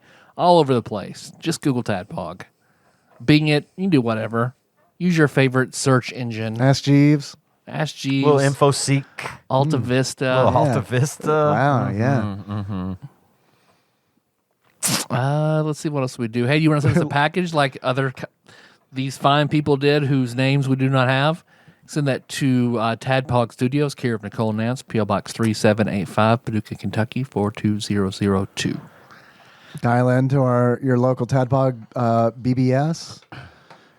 Don't forget to check out our GeoCities page and myspace.com/TADPOG. You'll know it's us when you see the GIF of the letter circling the mailbox and flying into it, and the flag goes up. And our counter at the bottom with playing one of Mace's songs and under construction. That's how you know you found us. Let's see. Most importantly, we got that Patreon. Ian, do you have any people to read for that? Patreon. You have some Patreon lists to read from. Actually, just one list. But that means you are legally required to hear it. But I'm going to start this out. We're going to talk just for a minute about our executive producers. These are the people that generously donate $20 or more to the podcast every single month, y'all. Can I get a hell yeah? Hell yeah. Thanks, Alex. For cousin David Galino, Temporal Eternal Savior, Cubicle Monkey, Plinko Nick Price, Executive Producer Dig Duggy, Cthusiast Jeff Miners, Master Cycle Baron Kevin Link, Bantha Master, Gamebug Prime Nathan Eaton, Matt Gentile, aka Gentle G, Usurper Grimm, Princess Banana Hammock, Flavor Trick, Taryn Landon, congratulations on your marriage. Shift in power. Pinball Archmage Chris Edler, we're sorry you couldn't be on this episode. Platinum member Brett Miller, Sandwich Pope, Phil Hawkins, we know who you are. Nate from Utah, first-time caller. And Sick Jake, we're sorry you fell for the marketing, but not really. Glad to have you. Thank you all so much. Yep. Thanks, y'all. No new donors. Hey, but we didn't lose any donors either, so excellent. That's a plus. Yep. Excellent. Just remember, get those Patreon wheels flowing. Get to thinking about it, because I am going to be holding a giveaway, and I'm not going to tell anybody what it is yet until I have it in my grubby little paws. But you have a chance They're to win nunchucks. Spoiler. ball bearing They're deer filled nunchucks. nunchucks. Oh, black tape covered ball bearing filled nunchucks. Oh, Had- I mean, of course. black tape Look, on it. look. You didn't have to say black tape. That's You just knew like, that was you yeah, knew that was yeah, there. absolutely. My ears heard lactating. Lactating. They were also Lactating lactating. There was ball bearings in one of the chucks and milk in the other Oh, chuck. perfect. So slippery. So slippery. Suck on them chucks. Milky ball bearings. You want to suck on my milky Suck ball on them bearings? chucks. I'm going to be doing a giveaway, not of nunchucks, but of something even better. Also from China. Yeah, right. yeah, right. And what we're going to be doing, again, just to kind of, I'm going to kind of break it down, is we're going to hold a giveaway if for all new or increased donations, Yep. beginning as of this episode has been aired, I should have these wonderful items in my hand. We're going to autograph this thing. We're going to make it all up and ready for you. It's going to be awesome. But for any new donations, But as a joke. but as a joke, Right. Yeah, okay. any new I don't like the idea of donations, signing something like with like any kind of like sense of, I don't know, authenticity or No. big dealedness. but if it matters, we're going to sign the fucking thing. Sure. Maybe it devalues it in your opinion. I don't know. Well, that actually makes it better. But for all new donations or increased donations of any amount from $1 or more, you will be automatically entered to win. And we'll do this we'll figure out the time frame maybe for the month of August. Yeah. Okay. And we'll do a random drawing of anyone who has increased their donation or started donating anew to win this awesome, fabulous prize, which I hopefully will be able to announce next week. Once I've confirmed that I have them. Okay. So stay tuned for that and get ready to start. Get in this contest. You're gonna love it. It'll be fun. Hell yeah. Yeah. So I think that's about all we have. So our theme song is Moves by Sycamore Drive. We'll do that track from down in the show notes at TADPOG.com. How you guys want to close it out? I mean, I think we should close it out with a big old hell yeah. So until next time, Tropical Capricorn, hell yeah, beast mode.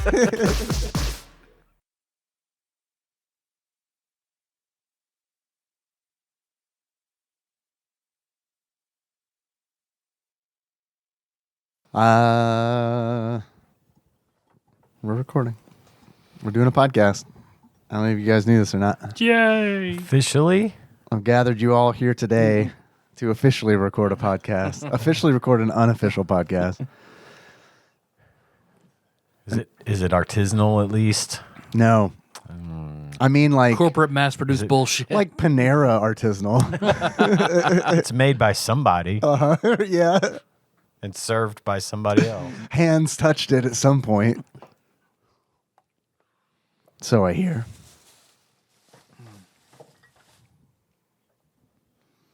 Well, I'm ready to go whenever you guys are. We're do it. doing it. Fire it up. Do it. It's Get recording. ready.